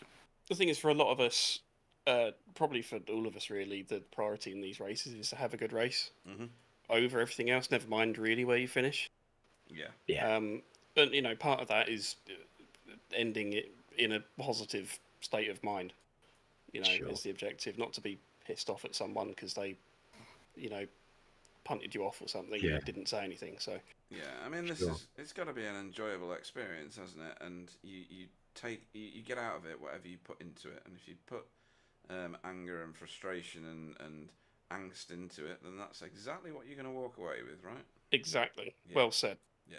But pin that comment in the Discord somewhere. Yeah, I should. Yeah. What is the sound of one leaf falling in forest with no one to hear? I'm full of them tonight. I really am. Meaningful. You're full of it. You're full of it. Full of summer. Yeah, totally.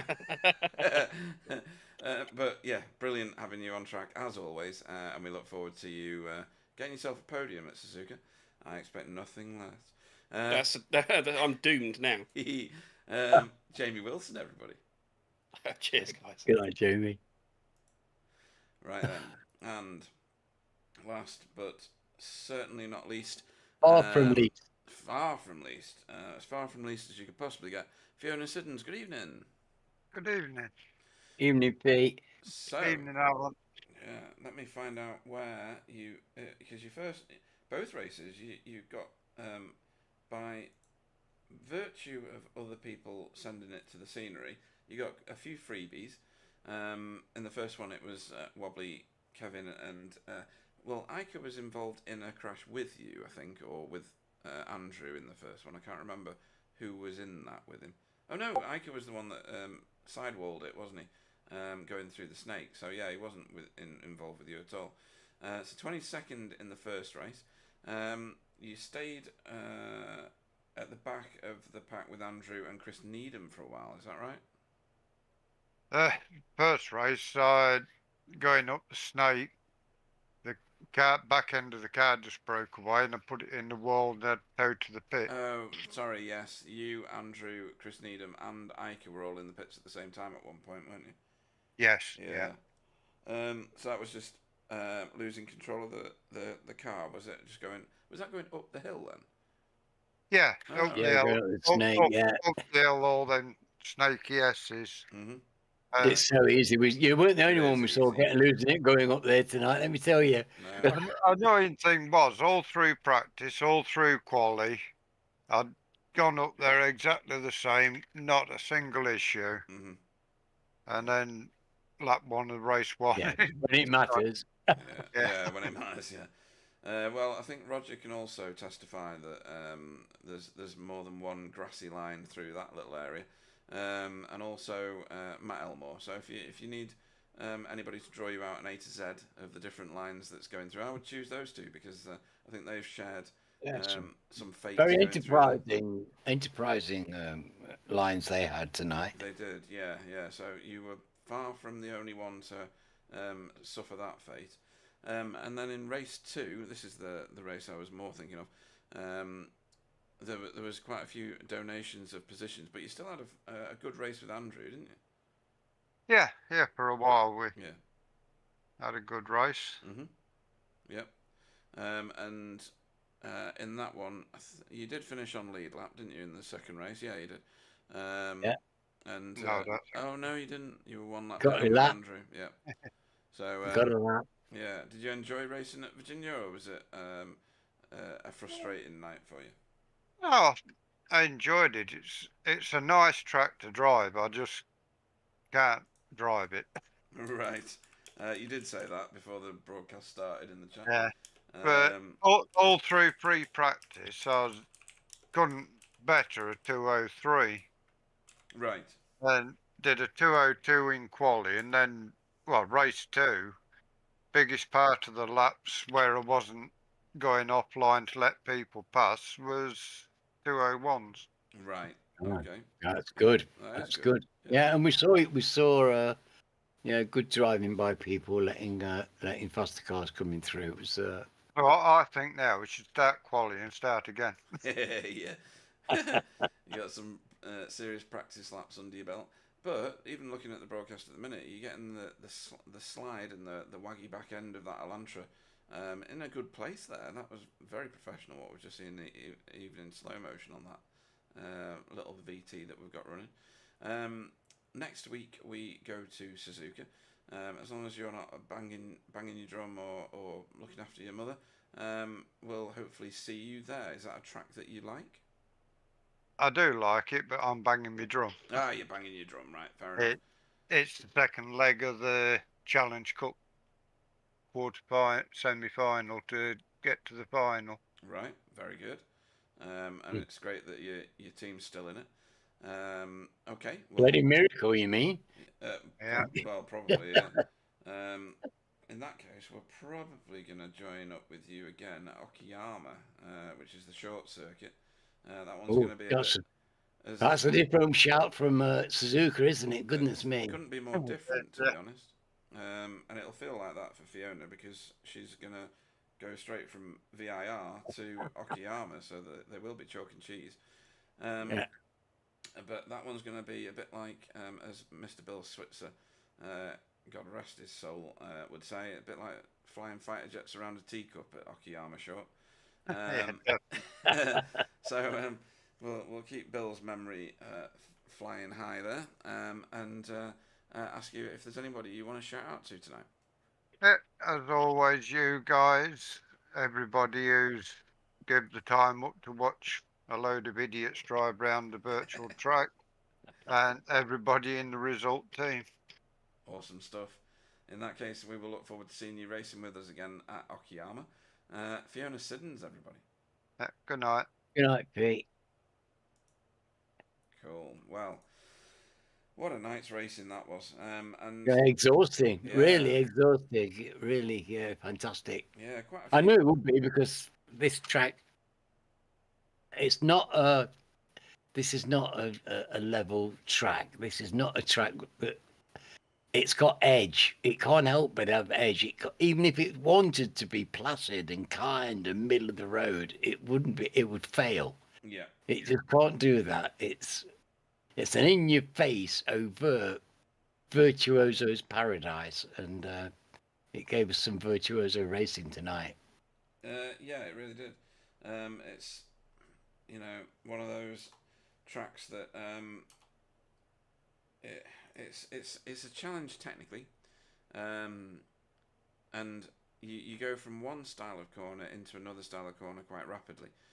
Wide open corners leading into very sharp, twisty sections and sequences of corners.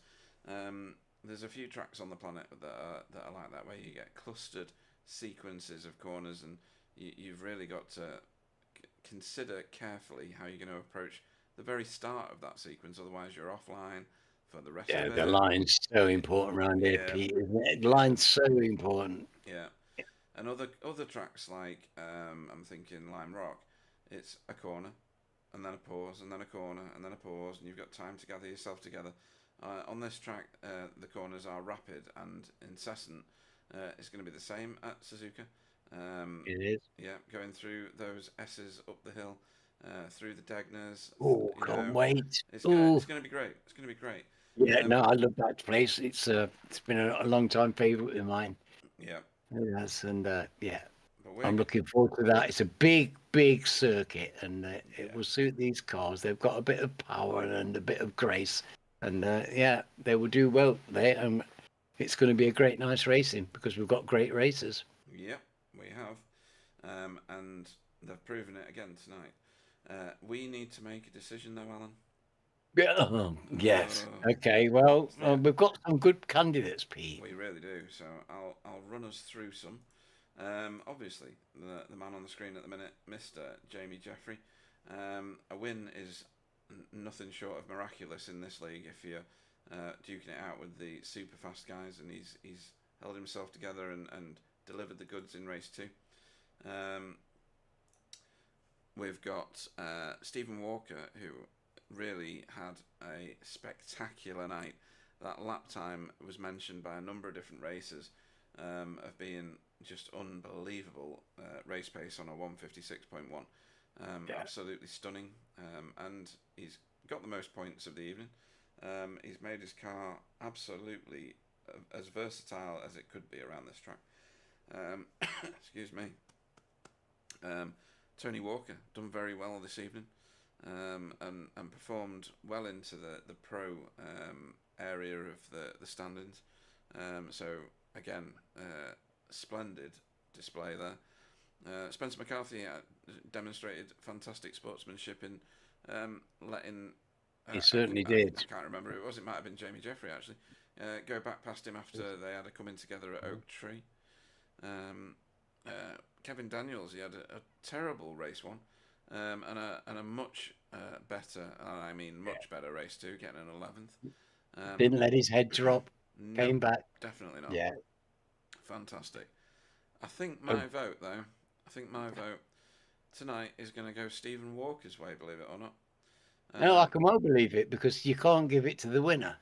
Well, he did win the first race. Yes. It's very unusual to give a winner a vote, but Stephen's an undeniable one, and it's obviously who I'm going to choose. Yeah. I just think that Stephen had such a robust and almost flawless evening. He was so fast. He was picking up really fast guys and chucking them over his shoulder almost effortlessly. It was majestic to watch. And it needs calling out, in my opinion. So my vote has gone to Stephen Walker this evening. Yeah, well, and Miguel said it. He said Stephen put a pass on him that was just a miraculous, wonderful piece of driving skill and timing. And A compliment from Miguel, I think, is worth quite a lot, and I'd love to have a compliment from him about my driving, and that it shows you how good Stephen was tonight. Yeah, absolutely. And your vote? But I'm going to give mine to Jamie. There's no way that I wasn't going to give it to Jamie. If you'd have chose Jamie, I would have still chosen it. He would have doubled up. Right. I'm thrilled for him. I've seen this come in. He's worked for this so consistently, dedicated, week after week, getting better and better and better, more consistent, more reliable. And tonight he finally got on the top step, and I couldn't be more thrilled for him. Yeah, well said. It's been a long time coming. He is so rapid and his car looks calm. And he said in the interview that he was just calm going through that race. You can just tell. But yeah, what a great performance. It was. You're quite right. You can tell a nervous car, can't you? Oh, And yeah. it isn't nervous. And it was, like you say, it's been long. It's a long time because he's had to build it up. Slow. It takes a long time to make that transition into sim racing, especially in these are the hardest cars. Along with the V8s, these are tough cars to drive in the sim experience. Yeah, and there's you've got to admire the way his dedication, the way he's put the time in, and improved and improved. And tonight was sublime performance. He drove 40 minutes at the front of a race with some of the best drivers in iRacing, and they didn't get near him. Fantastic performance. Yeah, has to be acknowledged, and we've done that. So we will leave Virginia now, and we will jump on a plane, obviously a simulated one, and end up in Japan this time next week. It's a long flight. We will. My arms are tired already. I know, yeah. And Jamie will look back over his shoulder and wish we were racing at Virginia again, possibly. But unfortunately, we have to go to Suzuka. I'd like to thank everybody that watched. We had quite a few people watching on a number of occasions tonight. Thanks for everybody that contributed on the chat. No thanks to Fanatec, as somebody already said this evening, because they're causing problems for, it sounds like, quite a lot of people out there who've bought their kit, including me, but I've not tried to race it because I'm not very good. Yeah, thanks to all the racers that turned up, and specifically, and because I missed saying it last time and I was very angry with myself, thanks to you, Alan, for joining me in the booth, as always. It's been a blast tonight. It's been such good racing, and you've made the commentary far more rich for your contribution to it. And I will thank everyone again and say good night. I'll hand over to Alan, and I'll see you next week. Yes, indeed. Well, I shall look forward to seeing you, Pete. There's nowhere I'd rather be on a Wednesday evening than sitting in this booth with you, mate. It's my pleasure and an honour for me to be here with my Backfire friends. And I love these races. I love these people. They're fantastic. And iRacing is a real solid community. We care about each other. We care about the sim racing. We care about this. And I'm looking forward to next week because this is so much a part of my life. I'll see you next week, folks. Night, night.